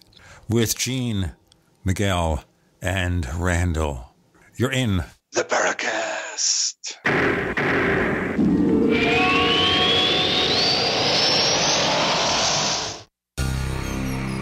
Thank you for listening to GCN. Visit GCNlive.com today. Do you need a website? Well, you can get a great deal on hosting services with Namecheap's legendary coupon code. They're offering substantial hosting discounts on shared hosting, business hosting, VPS hosting, reseller hosting, and even dedicated servers. Namecheap is preferred by millions. It's backed by a money-back guarantee. Use the coupon code LEGENDARY to cash in on the special deal at Namecheap.com, Namecheap.com. First came Attack of the Rockoids, and it was a critically acclaimed success. And now there's The Coming of the Protectors. A former military intelligence man is contacted by a space woman in a dream that turns out to be a nightmare because evil forces on her distant planet are planning to conquer the Earth. This is gripping science fiction of the classic kind. Attack of the Rockoids and The Coming of the Protectors. Find out more at rockoids.com. That's Rockoids, ROCKOIDS.com. Hear that? That's the sound of a house being trashed while a gang of thieves ransack the place. And what they don't steal will be destroyed. This year, resolve not to be the next victim of a break-in. Go to faketv.com and discover a device that creates the illusion someone inside is watching TV, even when you're miles away. Security is a mindset, and Fake TV should be part of your security solution. Be vigilant, but not fearful. faketv.com. 1 out of 4 people listening to my voice right now could die from heart disease. This could be your last year, and you don't even know it because you don't know the early warning signs. If you think you're safe because your cholesterol levels are normal, think again, because studies show that 75% of heart attack patients also had normal cholesterol levels. Let me introduce you to Strauss Heart Drops, a world-famous heart and brain formula made in Canada. It's time-tested and will give you clinical results in 90 days or your money back. Learn more at scienceofheartdisease.com. They are shipping free this month. Anytime, any place, anywhere. Radio remains the most intimate of all forms of media. At home, at work, in the car, on smartphones. Over 90% of consumers still listen to radio every week. That makes choosing radio as a place to advertise your business one of the best decisions you can make. Email advertise@gcnlive.com and partner up with an experienced GCN representative. Advertise at gcnlive.com. Easy, affordable, effective. For over 5 years, you've been hearing about the Berkey guy, so you may know a few things about him. For example, you are well aware of the superior quality and effectiveness of Berkey water filters and accessories. But did you know the Berkeys have had independent lab tests done to prove just how effective they are? It's true, and he can email you the test results. Just visit goberkey.com. You may also know that the Berkey guy has helped tens of thousands of people get better prepared. Now here's something you may not know. GoBerkey.com has amazing specials and deals all the time on a wide variety of survival and preparedness products. Most ready to ship same day. Visit the Berkey guy at goberkey.com and be sure to click the red Products on Sale Now button. You can always call toll-free 877-886-3653. Again, that's 877-886-3653. GoBerkey.com, home of the Berkey guy. Frustrated trying to get business capital? Want to take the slow process and rejection out of the equation? GCNloans.com removes the slow, irritating approval process. Instead, get quick, simple funding. Powered by David Allen Capital, 80% of our pre-qualified clients are approved in days. Pre-qualify at GCNloans.com and get your money this week. It's that easy. GCNloans.com. That's GCNloans.com.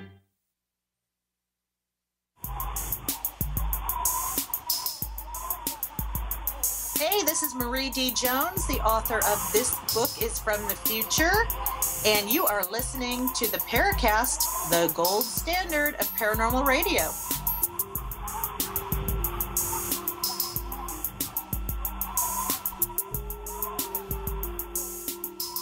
The man of 1,000 voices, Red Pill Junkie.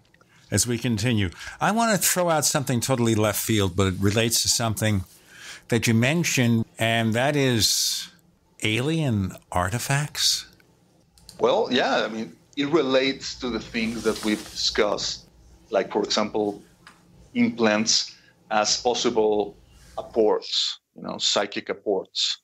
I think for me, the most interesting thing that we extracted from that famous New York Times article was that very brief, almost, deceptionally brief mention of those alloys that were stored by Bigelow in this facility that apparently he needed to expand or build ex professo to keep in these alloys.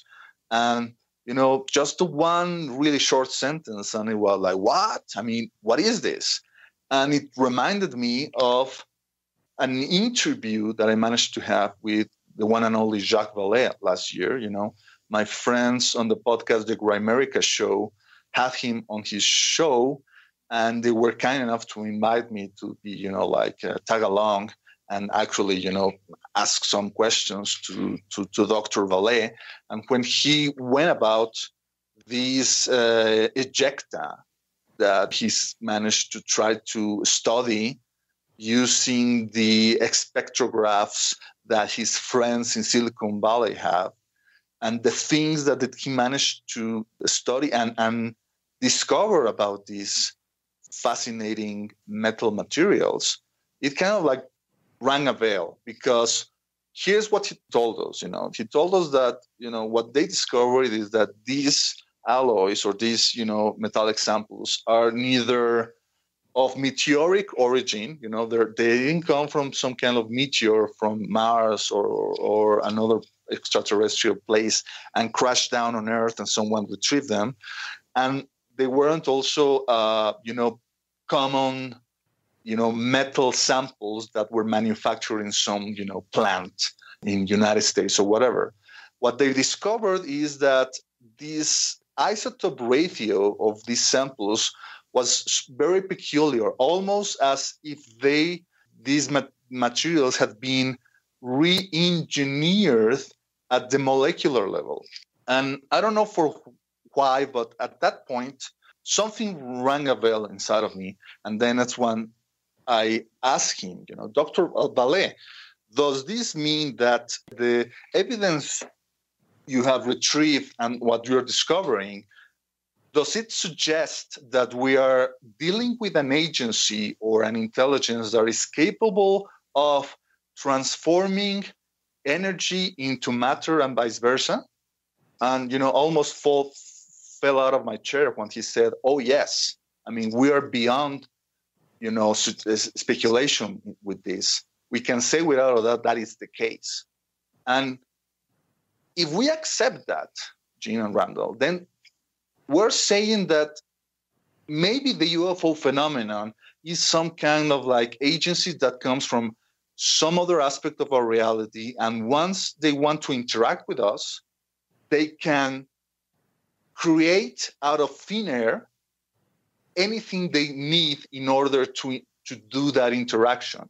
They can create, some kind of like disc-shaped craft that is apparently made out of metal. Maybe they can create an automobile, one of those classic black automobiles that the men in black were seen riding on. Maybe they can even create humanoid bodies, and that's the reason why those bodies or those men in black seem to be almost like automatons, and there wasn't something quite right about them, like almost like if they were moving cadavers. I'm a gamer, right? And I like playing video games, and when I think about these things, I think about how when you are playing a video game, you are playing, I don't know, whatever, first person shooter or whatever. First, there is that avatar inside of the game, which you are using to interact with the game, that is created out of the pixels that are part of the game structure. And then when you need a weapon, it manifests right in front of your eyes. And when you don't need it anymore, it disappears. So that is the kind of things that suggest me that, those things that they retrieved and they started to study on those Pentagon papers, they probably confused them more than, they gave them answers about, oh, yeah, this is the kind of like alloy that we need to make a spacecraft that can go at faster than light speed. Well, we can always have warp drive, or we can have stargates. I still like the Stargate concept. Yeah. You don't have to take off anywhere. You just walk into the wormhole and your atoms and molecules are shifted around and you come out on the other side, and that's it. And it takes, 30 seconds? I liked David Lynch's concept on that Dune movie of his, in which the guild navigators used the spice melange, this kind of like drug-like substance that was also used to expand human consciousness and human lifespan, in order to fold space itself around the craft. Right. I think in Star Trek, the reboot here, we've got some kind of strange the spore drive. Yeah, which is kind of different. I'm not sure I like it that much, but at least it's creative. It's very creative. And also the guy who is in that show, the guy who is running that spore drive, is named after an actual scientist, an actual mycologist, Paul Stamets. That's interesting. You're referring here to the Star Trek Discovery?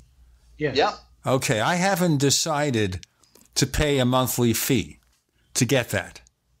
CBS All Access. Yeah, it may be available differently in Canada or in Mexico. It was available on Netflix here in Mexico.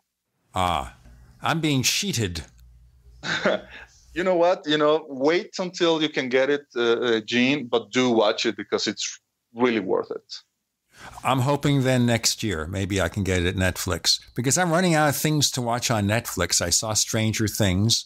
Mm-hmm. I'm starting to watch The Punisher, which is a pretty raw kind of show. It's based on a Marvel comic book character who becomes an Avenger after his family is killed. And then, of course, there's Longmire. And that's about a sheriff in a small town in Montana. And he has conflicts with the Native American reservation adjacent to this town. So that's kind of a fun show because we have Starbuck as the co-star. Anyway, let's get back to the real world. I don't know.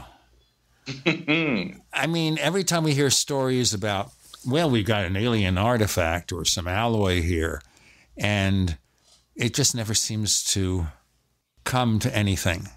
There's always some kind of question about it. It never seems to end up being anything compelling. Photographs can be faked, and we always hear stories about that.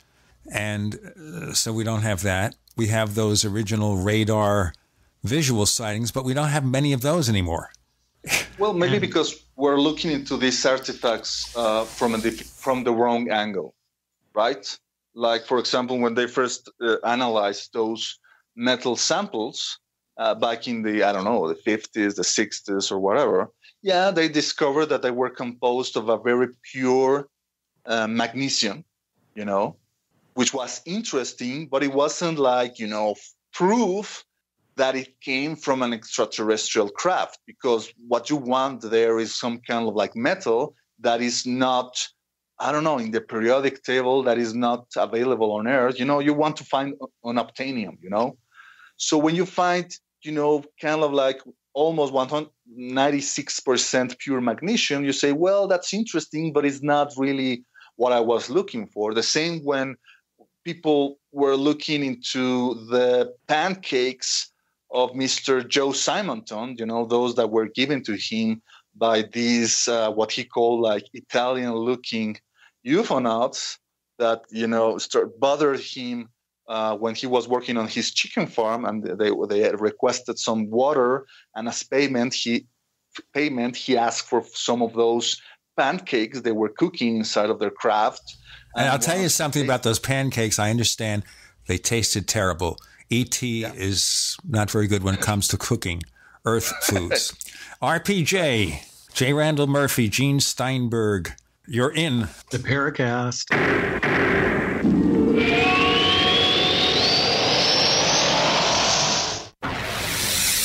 You are listening to GCN. Visit GCNlive.com today. We also have swag. We have all these exclusive Paracast things that you can buy. We've got 60 or so different items, and entails t-shirts, sleeves for notebook computers, iPad cases, mouse pads, the Paracast Jumbo tote bag, all sorts of t-shirts and jackets and stuff like that for men and women. We have a Paracast aluminum water bottle. All this stuff, you go to store.theparacast.com, store.theparacast.com. What makes it special is that the items are the best quality, great T-shirts, fabrics, and they have our official logo on them. That's what makes them special, in multiple sizes and colors. We even have stuff for children, stuff for women, stuff for men. We have all sorts of sizes, like small up to X large. A lot of good stuff. That's the swag from the Paracast. You go to store.theparacast.com, stop by, and take a shopping tour. Water is the single most important thing your body needs, so you want to be sure it's the best for you and your family. Since 2005, thousands have depended on Berkey purified water. The Berkey Guy provides the lowest priced filtration systems in every size for incredibly delicious water now and in an emergency. Get to goberkey.com or call 877-886-3653. 877-886-3653. Goberkey.com. Are you retired or facing retirement and you're afraid your income is going to be less than you'd like? I'm Pharmacist Keith. Dr. Wallach, the Dead Doctors Don't Lie guy, and I want to show you a low-cost way to create your own business working around your current schedule, creating extra income that will last for years to come by joining Dr. Wallach's crusade, spreading his message of better health. To learn more, visit radio.recordedvideo.com. That's radio.recordedvideo.com, radio.recordedvideo.com, or call 866-257-3105 for a recorded message.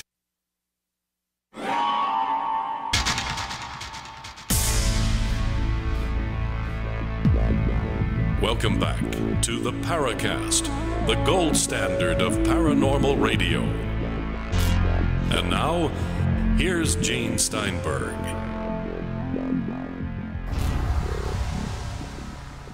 So think about that. These poor cooks, these schlemiels, who haven't learned on whatever planet they're from how to cook properly. Mm-hmm. I remember the story. Joe Simonton of Eagle River, Wisconsin. I heard him interviewed, and he seemed like a normal, simple guy. And he was caught up in this, and maybe he had hoped for more, or maybe something happened to him. Maybe somebody was pulling a prank on him. Some military guys in a test aircraft landed there. No, none of this makes any sense. I wonder here, if it wasn't for the fact that he did have the pancakes to produce, I'd think somebody was playing a prank on him. What's interesting about, you hear the word pancakes and you think, well, that's kind of ridiculous. We'd want something like a tricorder or something like that. But when you really think about it, actually, if the pancakes are made out of any kind of organic material, if it's not from Earth, you're going to be able to analyze that and actually determine it's not from Earth much easier than, say, just something that's made out of, like you were saying, Miguel, say, highly purified magnesium or aluminum or something like that, because we can get that here anywhere, but some sort of alien DNA chain, that would be a whole lot harder to explain. So actually a pancake might actually be better evidence than a chunk of metal. The thing I also wonder here is when we think of alien metals, we say, okay, unobtainium, as Miguel says. And you have to wonder here, is it just possible that a lot of the elements ET will use are not very different from what we'd use, especially on their scout ships that are mostly traveling within the atmosphere? There's no need to use anything more sophisticated. So they could be checked out carefully, and maybe their technology is way ahead of us. But a lot of the elements that they use, not so. Maybe they can make it a lot faster. Yeah, maybe they can use whatever material they come by while they are, surveying, a different world. Let's retrace the Simonton experience. The UFO or the craft touches down. There's a guy carrying some kind of like silver jug and asks for water. These are the worst space travelers ever. They're not carrying their own water. What if, there are still people who are advising American travelers not to taste their water in Mexico. And these guys apparently, if they come from Alpha Centauri, but they have no qualms in drinking the water from some chicken farmer's well. What might be happening here? They may have a chamber or something, and they subject it to this chamber, and it removes the local microbes. Here's what I entertained one day when I was thinking about the Simonton story. Okay, so maybe they're not only traveling from wherever they come from to this world with carrying their own water. Maybe they weren't even carrying their own flour to make the pancakes. Maybe the week before they bothered Simonton's neighbor, and asked for flour also, and they gave him, I don't know, another trinket as payment. Maybe they don't even travel with their own bodies. And then is when I remembered that movie K-Pax with, what's the name of this? We don't want to mention the actor who starred in that because he he has a few problems. Kevin Spacey. Oops. So, but that's a great movie. It's a great movie because it talks about this alien traveler that is traveling from his home planet of K-Pax to the Earth on a photon, beam. He's traveling on light, and he doesn't carry anything. He's using whatever it is he encounters here to interact with humans. Richard Dolan entertained the idea that maybe the reason why there are tales about beings that look like insects or beings that look like reptilians is because the aliens are using the DNA of indigenous species in our planet in order to grow bodies they can use here that are suitable for our gravity, our atmosphere, our own special conditions. And they don't bother to travel with their own bodies. They leave those on their home planet. I remember a science fiction novel that I read, some years back. I think Jack Williamson was the author. And it was about this civilization where someone would download his or her consciousness to a robot or, shall we say, some kind of simulated life form. And that's how they travel. They wouldn't physically leave their home planet. They'd send out, not even cloning we're talking about here. We're talking about the consciousness. Now, I don't know whether it's a duplicate of your original consciousness in which you went on your business, and then when the voyage was over, you just merged your consciousness and had the knowledge of what happened on this other planet. I wouldn't make assumptions about that because it's many, many years since I read this story. It's got to be several decades. But that was the basic concept here, and it might be. We don't know how ET will get here. And then we don't even know if what we're seeing is what's there. It's not just a robotic consciousness. It's not just something simulated from what we have here or grown here. It may be that they appear in a form that we accept, like in the movie Contact. That ET comes here and we can't accept its appearance, or maybe they have something to hide. We don't know. So they appear as one of us so that we can be comfortable dealing with them, and they don't have to confront the reality of what they really look like, whether that appearance would be jarring to us. We don't know what alien logic is. We don't know why they would do that. It may just be a simulation, a complete simulation, not just appearing in another form, but nothing that you see is what's really going on. Like a hologram? Yeah. That's quite possible. I think actually that the craft, if we're dealing with craft, I think they're using some sort of active camouflage that is able to give the appearance of pretty much whatever they want it to be, or shield it and make it invisible. And so you get a lot of these different effects, which cause people to make assumptions that aren't really correct. They'll see, oh, well, I saw this kind of ship and that's what it was, but it's really not that. Underneath it all, under where the shell is, maybe it's just that tic-tac shape, like the Nimitz encounter, and it only takes on different shapes according to what it needs at the time. Or we fill in the details, like the co-creation theory that Greg Bishop talks about. Thank you. Yeah. How much of what is projected, is brought by ourselves, our mental baggage or cultural idiosyncrasies, like Greg Bishop postulates, we're probably not mere passive observers when we are seeing something that it's completely outside of our normal expectations. Well, that's true. There are a number of cases where people who are witnesses to a UFO event experience this telepathic connection that you talked about earlier and actually seem to get some kind of feedback from the object in terms of its movement. It'll come closer, maybe go further away. I've experienced that myself in one case. It was pretty weird. So who knows? It's possible that they can pick up on our brainwaves and read them somehow and respond. Mm-hmm. That doesn't seem to be beyond the realm of possibility. Yeah, I remember The Martian Chronicles by Mr. What's the name of the author? Bradbury? Bradbury, yeah, thank you.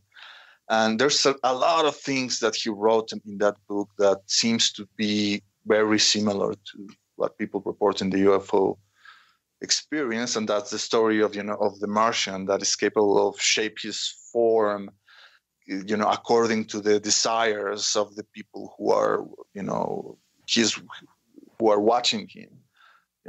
For some people, he becomes the long dead wife, and for others, he's his son who went away, and for others, he's his spouse, and it's kind of in the end, it's neither of those. It's something that we cannot comprehend, and that's just kind of like the way that he projects in order not to almost to defend himself. We have more to come with Red Pill Junkie, our guest co-host J. Randall Murphy. I'm Gene Steinberg. You're in the Paracast, vatos. Órale!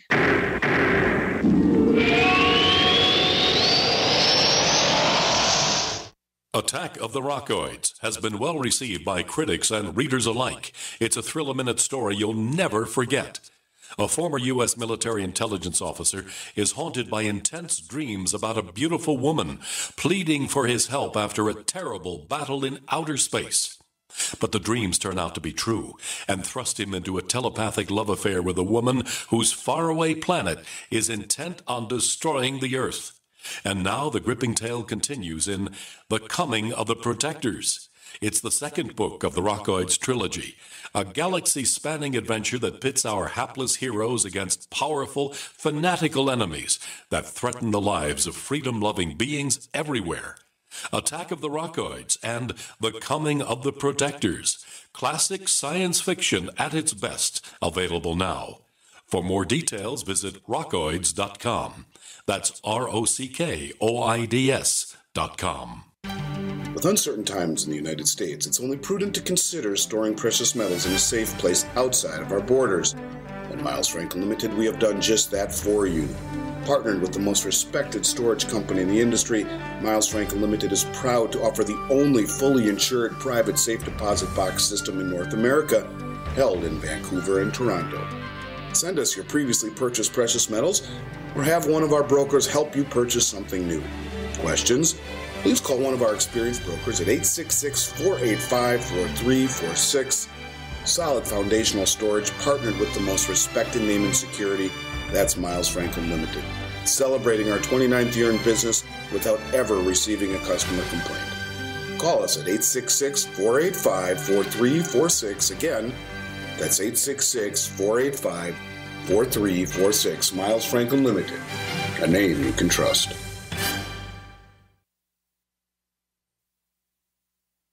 Hi, I'm Kelly Cook, Chief Marketing Officer for Kmart and Sears.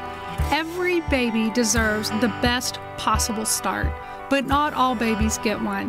March of Dimes is changing that. You can help us lead the fight for the health of all moms and babies. Join me and Kmart to March for Babies. Let's raise funds and be champions for families near and far. Together, we are building a brighter future. Sign up for Kmart's team today at marchforbabies.org. Hello, my name is Marjorie Wildcraft. I'm the founder of the Grow Network, which is an online community of people who produce their own food and medicine.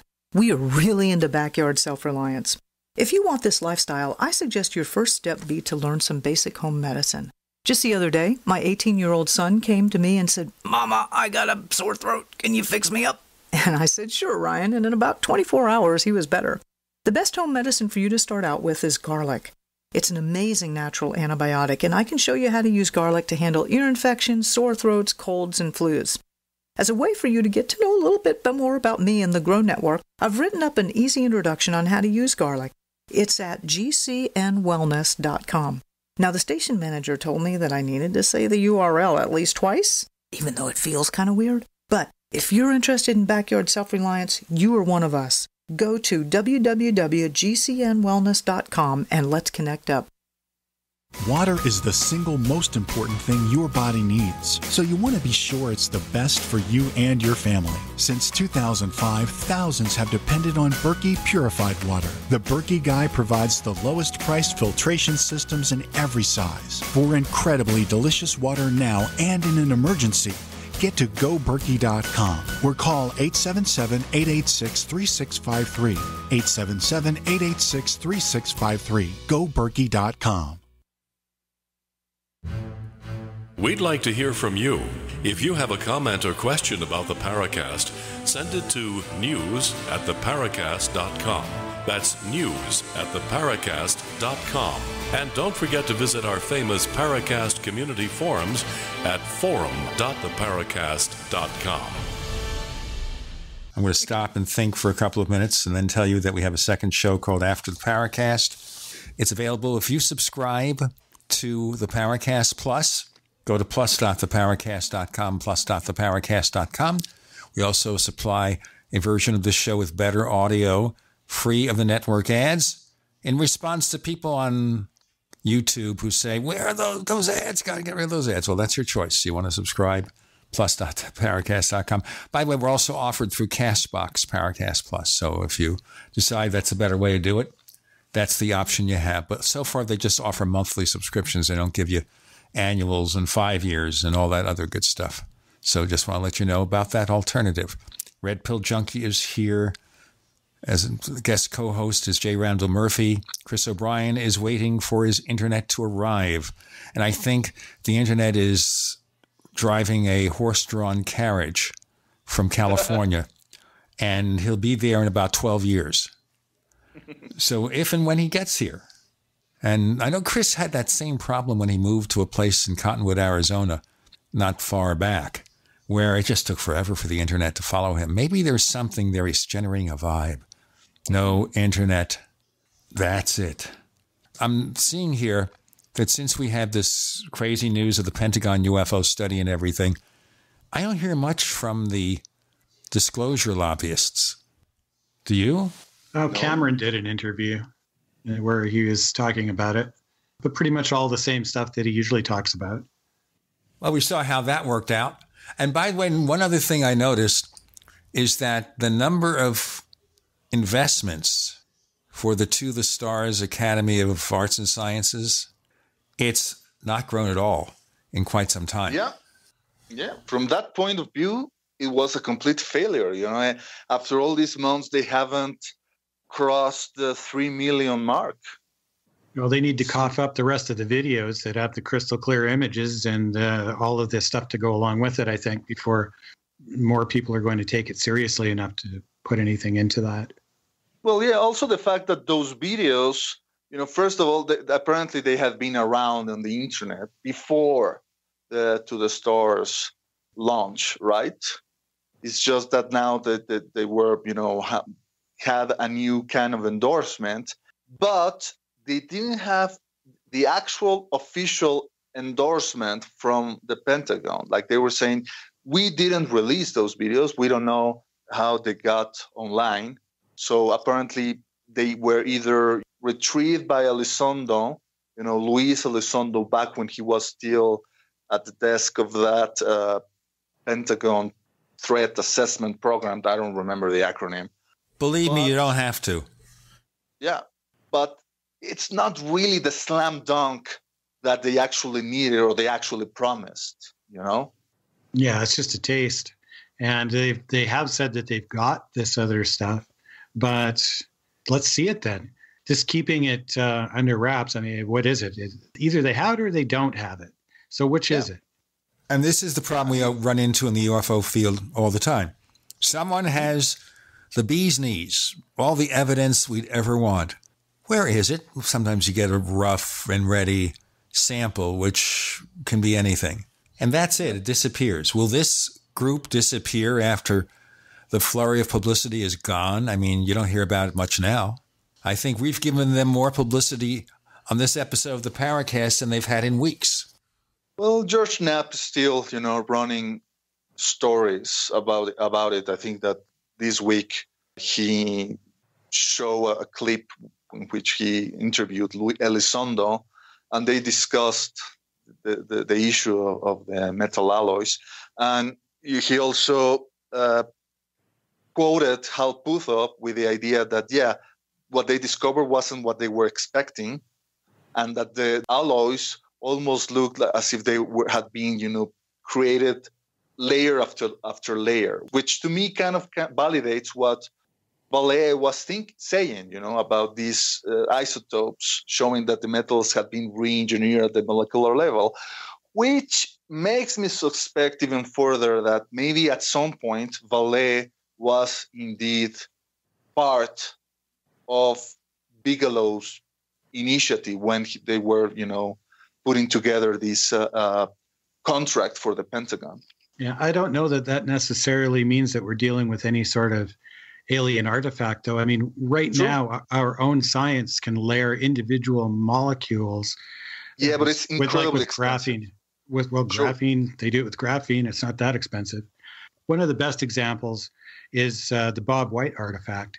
And people were saying much the same thing about that. It's a strange ratio of materials, and it's layered in very intricate ways that no normal device on the planet would be made of or used for. And some of the skeptics went digging around and found out, I'm convinced, what it actually is. And it's just a concretion of grinding materials from an industrial manufacturing plant that comes off the machine, and they have all kinds of different metals, and over time it builds up like a stalagmite. And then he managed to get his hands on one, and of course it looks weird, and it's going to have all the kinds of different materials in it that you wouldn't expect, because it's come from a machine that's been used to make all kinds of different things. So, but I mean, he's still going around, and people still believe that came from a flying saucer. I mean, you really need more than just a piece of metal. Sure. Then again, we know that the phenomenon is self-negating by nature. It operates through deception. So. Here's a question for you. Have you got any kind of, and this is really interesting, because where we kind of left off with the active camouflage and the seeming ability of whatever the aliens or the alien craft, whatever it is, to be able to pick up on the fact that they're being observed and adapt to being observed, kind of implies that they can make themselves appear to be pretty much whatever they want to be when they want to to do that. And if that's the case, it could explain a whole bunch of phenomena that we don't even think of as being associated with the UFO phenomena. It could be kind of like the gateway through to kind of a grand unification theory. Have you got any ideas on that sort of thing? Yeah, true, totally. I mean, what some people maybe interpreted as UFO ghost apparitions, maybe just a way from the phenomenon to either shield itself or maybe to appear itself in a specific manner in order to cause a desired effect or a desired expectation, And at the same time, I read about cases that were investigated by, credited, ufologists like Juan Jose Benitez in Spain, of people who were chasing out, the typical domed craft flying saucer. And then apparently the flying saucer, transformed itself into a truck. We got more to come. We're not selling trucks here, folks, by the way. All right. Red Pill Junkie, Gene Steinberg, J. Randall Murphy. You're in the Paracast.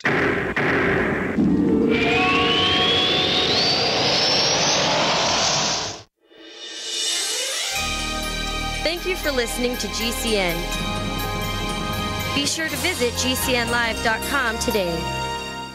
1 out of 4 people listening to my voice right now could die from heart disease. This could be your last year, and you don't even know it because you don't know the early warning signs. If you think you're safe because your cholesterol levels are normal, think again, because studies show that 75% of heart attack patients also had normal cholesterol levels. Let me introduce you to Strauss Heart Drops, a world-famous heart and brain formula made in Canada. It's time-tested and will give you clinical results in 90 days or your money back. Learn more at signsofheartdisease.com. They are shipping free this month.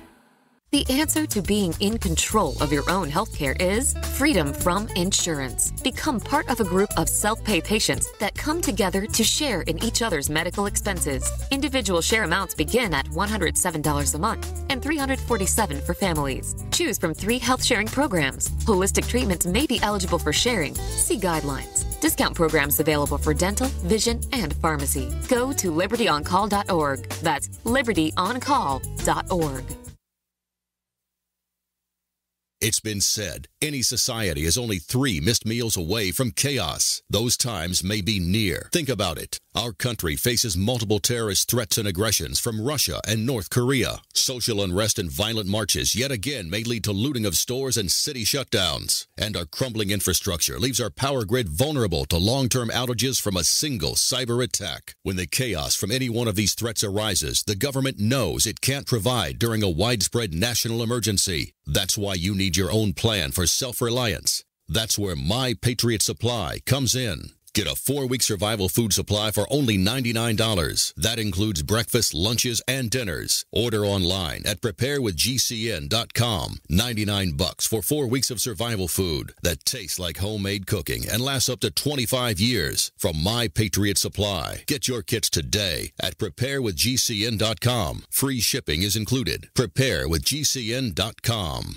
Message and data rates may apply. You don't follow the herd. You blaze your own trail. And you're as adventurous in the kitchen as you are in life. Whether it's paddleboard yoga or Peruvian steak, you're the first to try new things. So are we. We're Green Chef, the first USDA-certified organic meal kit delivery service. We offer delicious meal plans for 7 different lifestyles: paleo, gluten-free, keto, vegetarian, vegan, carnivore, and omnivore. Want to be the first of your friends to try Green Chef?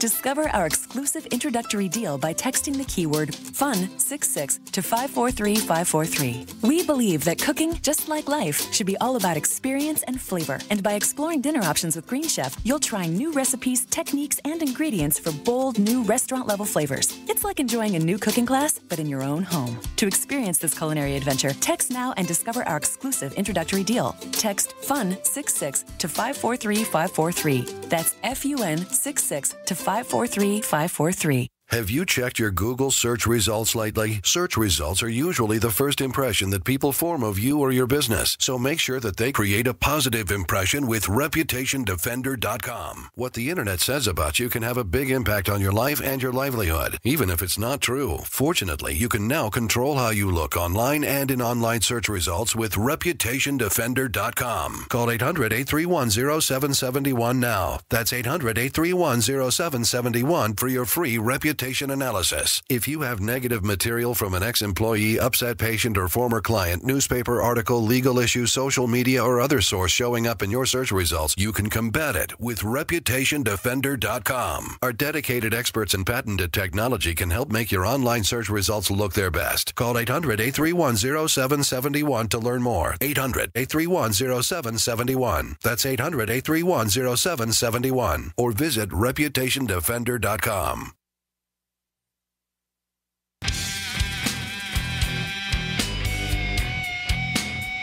This is Kurt Seven, the author of UFO Mysteries, and you're listening to the Paracast. So UFOs become trucks, trucks become UFOs. It's like you have this vintage car in the TV show Supergirl from the CW. Mm-hmm. And it turns out that the Martian Manhunter, who is a shapeshifter, has a vehicle that's a shapeshifter and can be reshaped in its natural form, which is that of a spaceship. Mm-hmm. Of course, it also reminds me of the Men in Black movies, where the black Cadillac could transform. Are we talking about, something like in the movie Transformers, the robots that are... Well, then, no, I'm talking about the Men in Black movies. Sure. Are we dealing with a molecular transformation, or are we dealing with an active camouflage? Like, say, in the Terminator, you had, what was it, the T4 or whatever, was some sort of nanomaterial that could transform itself into different shapes, literally at the molecular level type of thing. You see, that's what actor Robert Patrick really looks like. But here we are still trying to find a materialistic explanation for it, Whereas I would like also to entertain other more, unconventional ideas, that these are some type of mental projection, a mental projection that I can actually have solidity or mass, and interact with our world, maybe even leave some kind of mark on the ground, so maybe even burn the grass. I don't know.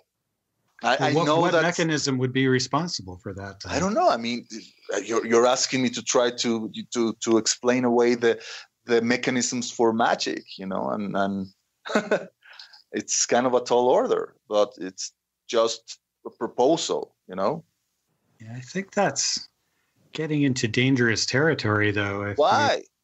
There are people who are trying to make that bridge between materialistic science and what we used to call magic. And, scientists like Dean Radin, he is going to publish a book, I think it's probably coming in the next few months, that is titled Real Magic.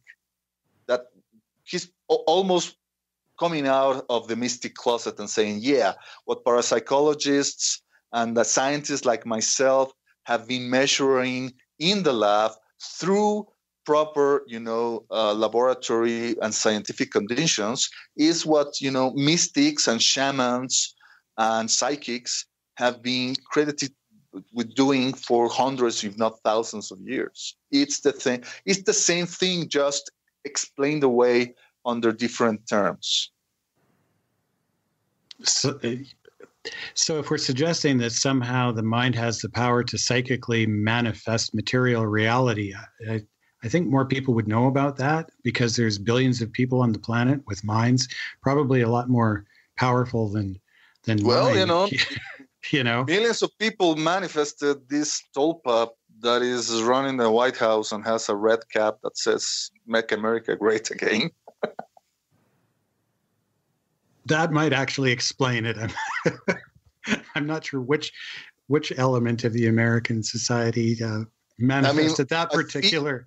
I feel that everybody's capable of doing this, but not everybody's capable of controlling it. That maybe all of us are doing it in an in unconscious kind of way, but that we are only manifesting the worst aspect of our expectations, of our fears. Maybe that's why we're now closer to nuclear Armageddon than we were when I was younger, when I was just a child and watched the movie The Day After back in the 1980s, and it completely traumatized me, and maybe that's why, that we're having all these problems, maybe we are. I know that sounds new age. It sounds kind of like The Secret, kind of like people are saying, oh yeah, if you manifest, you can manifest your reality. And if you think about it, you can have a mansion and you can have a Mercedes-Benz, whatever you want, if you just project it or think about it and will it. It's not necessarily what I'm saying. Well, what are you saying then? It's difficult to say. I feel that definitely reality is kind of like consensual hallucination. That would be our subjective reality, but what are you saying? There's no objective reality? I mean, think about it, Randall. The human, when you put someone on an MRI machine and you give them, 5 milligrams of mushrooms or whatever, instead of seeing a decrease of brain activity, an increase of brain activity, you actually see a decrease, which kind of suggests that the brain, instead of generating or hallucinations when you are tripping, it's kind of like numbing down. That the brain is kind of like filtering all this information that otherwise will overwhelm you, right? Well, the brain is a neuroprocessor, so the effects of psychedelics on the brain is pretty well understood.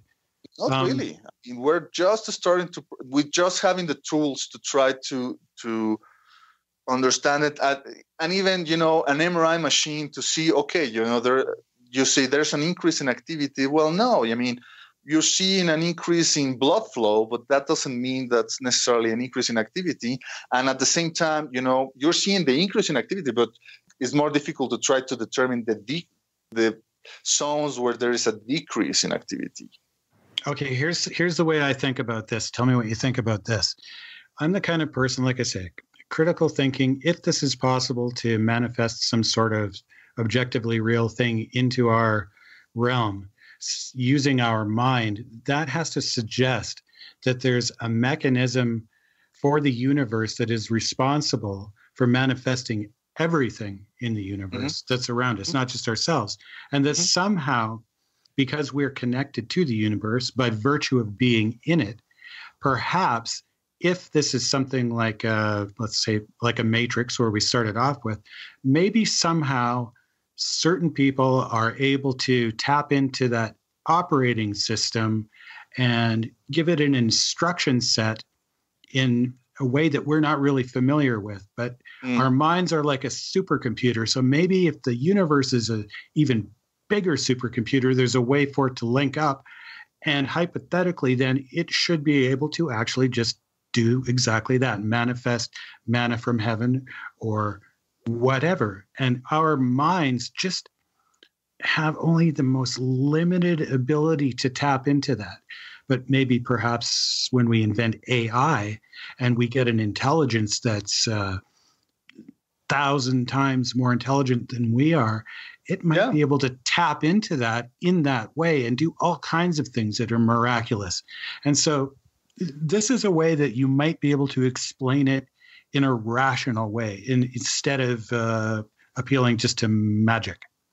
But we do need to find that bridge, between magical language and our way to rationalize things. I mean, there's guys like Saint Joseph of Cupertino. This is a Catholic saint who was credited to be able to levitate.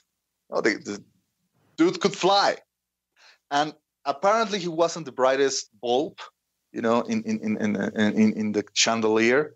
He was kind of like a dolt. Maybe it was one of the reasons why he could fly.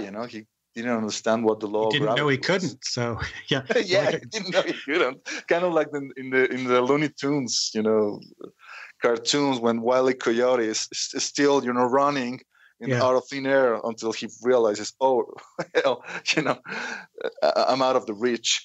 But anyway. Before we do the anyway, we have one more segment of amazing chatter with the amazing Red Pill Junkie and the almost amazing J. Randall Murphy. He wishes he were more amazing. We'll have to get into that later. He has to get bitten by a spider. That's what does it. With Gene, Randall, and Miguel, you're in the Paracast.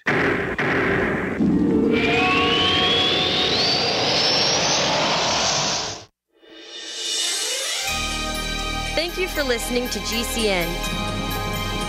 Be sure to visit GCNlive.com today.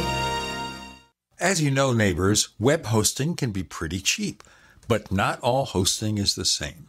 DreamHost wins Best of Awards year after year. You get unlimited disk space, unlimited bandwidth, and even the low-cost plans put your sites on high-performance SSDs. Want to know more about what DreamHost has to offer? Go to technightowl.com/host.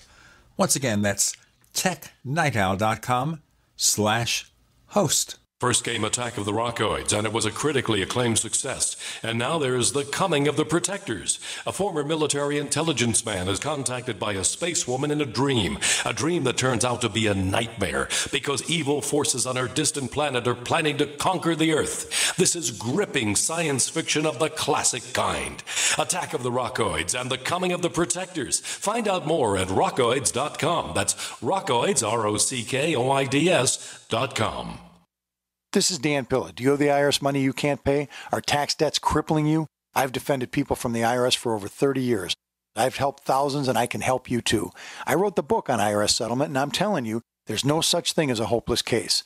Call 800-34-NO-TAX to finally get free of IRS debt. With the IRS's new programs, there's never been a better time to solve your problem. Call 800-34-NO-TAX. That's 800-34-NO-TAX, or my website, danpilla.com.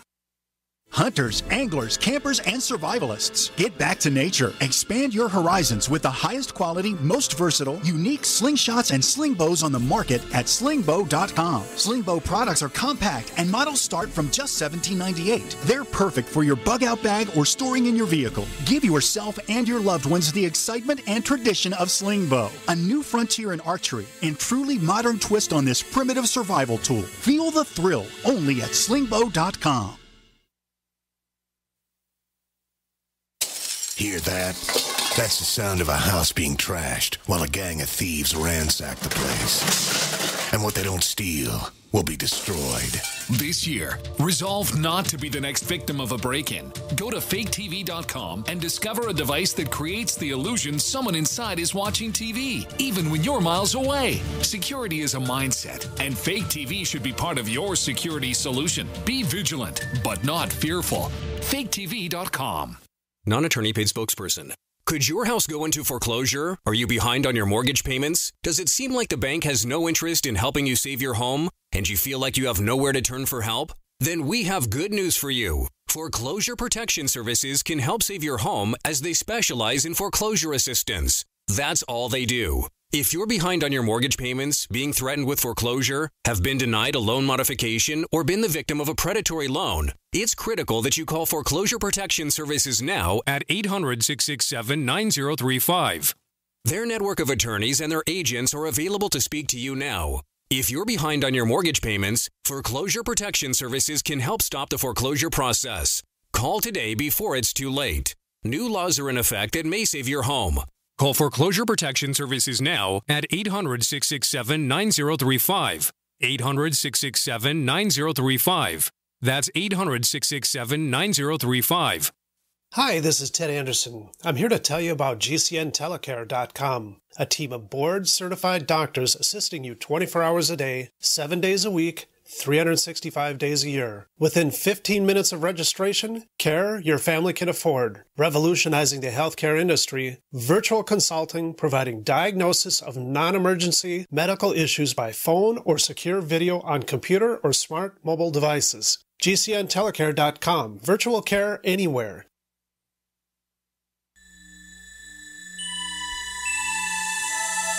This is Jacques Vallée. You're listening to the Paracast, the gold standard of paranormal radio.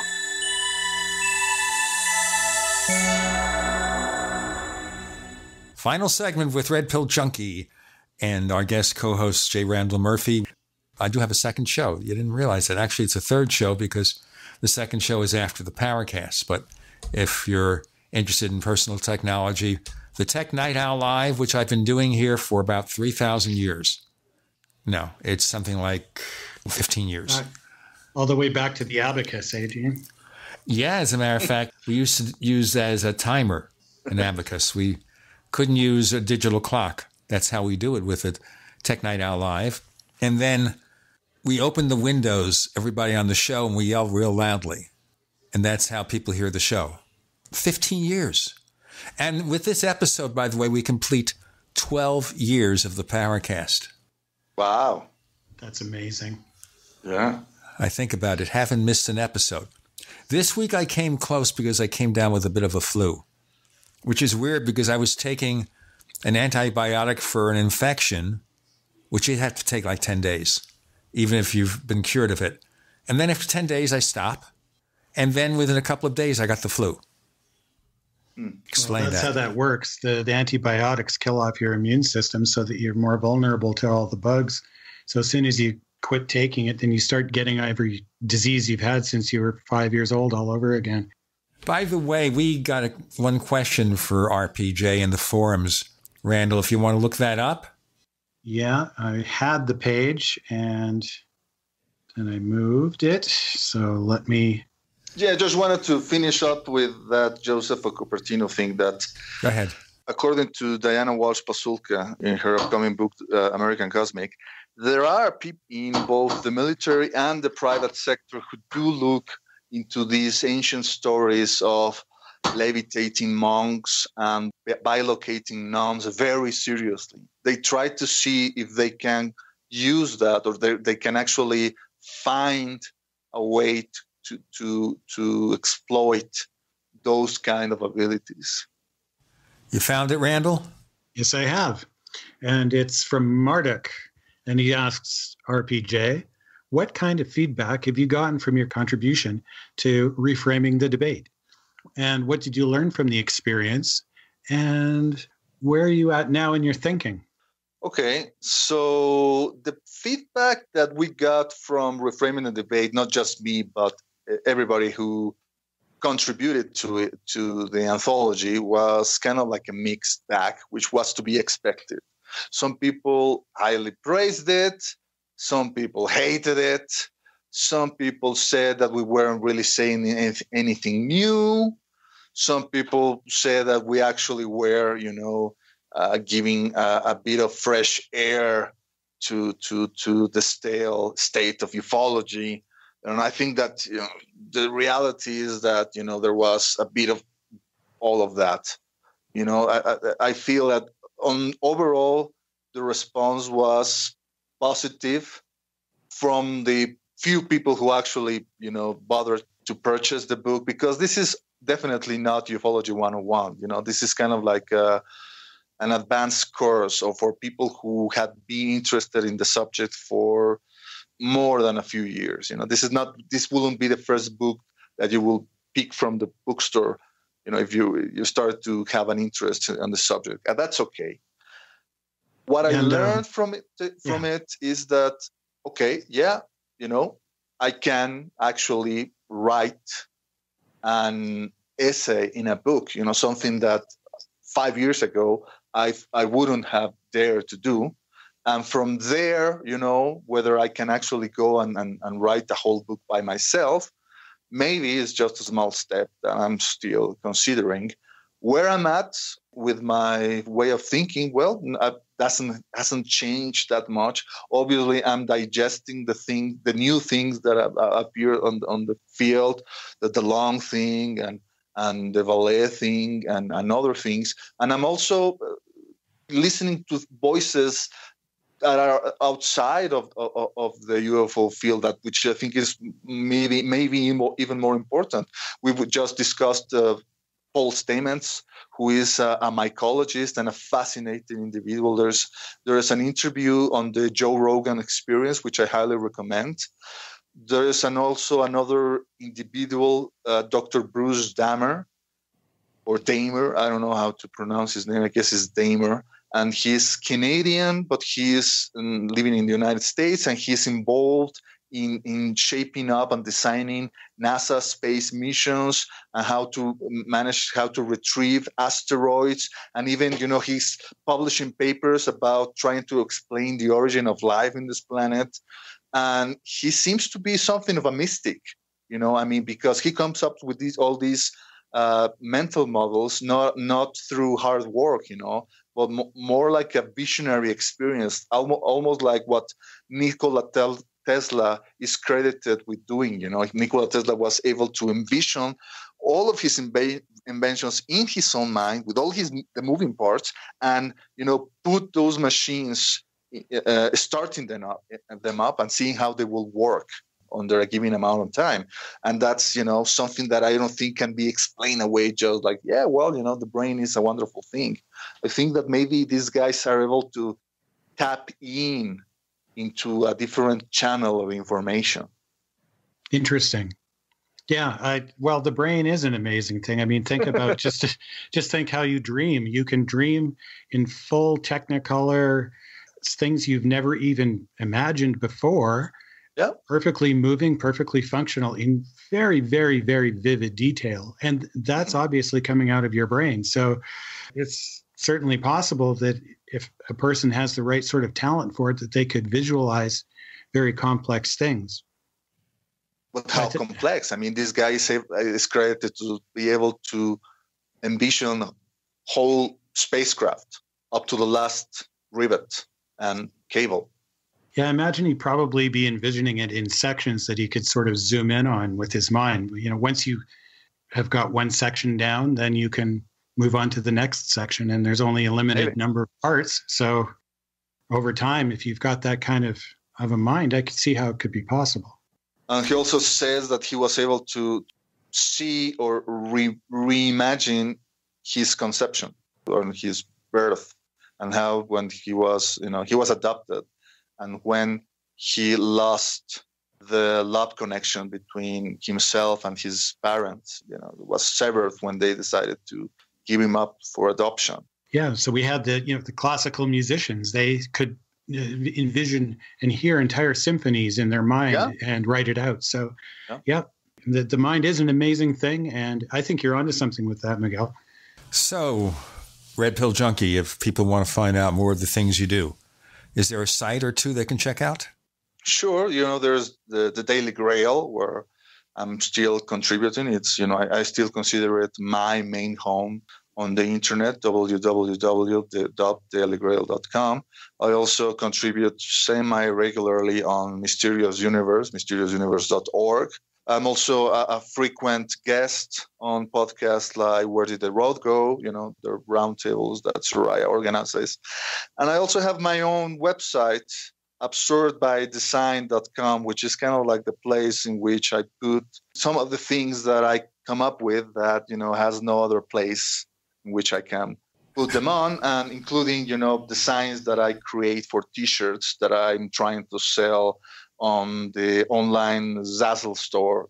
If you are into trying to get cool T-shirts about Mothman and aliens and Sasquatch, you might want to check them out. He also helped design, in fact, did all the design for the official Paracast channel on YouTube, for which we are highly grateful. Mm-hmm. You can find us on Twitter if you look for the Paracast. We have 2 official Paracast fan clubs on Facebook. We also have, after the Paracast, and a version of the show free of the network ads if you subscribe to the Paracast Plus. For more information, go to plus.theparacast.com, plus.theparacast.com. J. Randall Murphy, thanks for pinching in here as our guest co-host.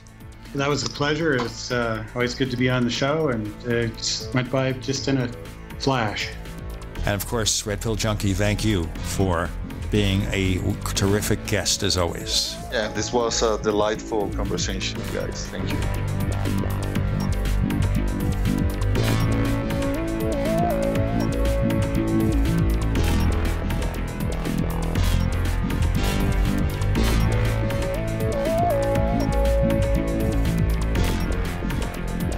The Paracast, featuring Gene Steinberg and Christopher O'Brien, is a copyrighted presentation of Making the Impossible, Incorporated.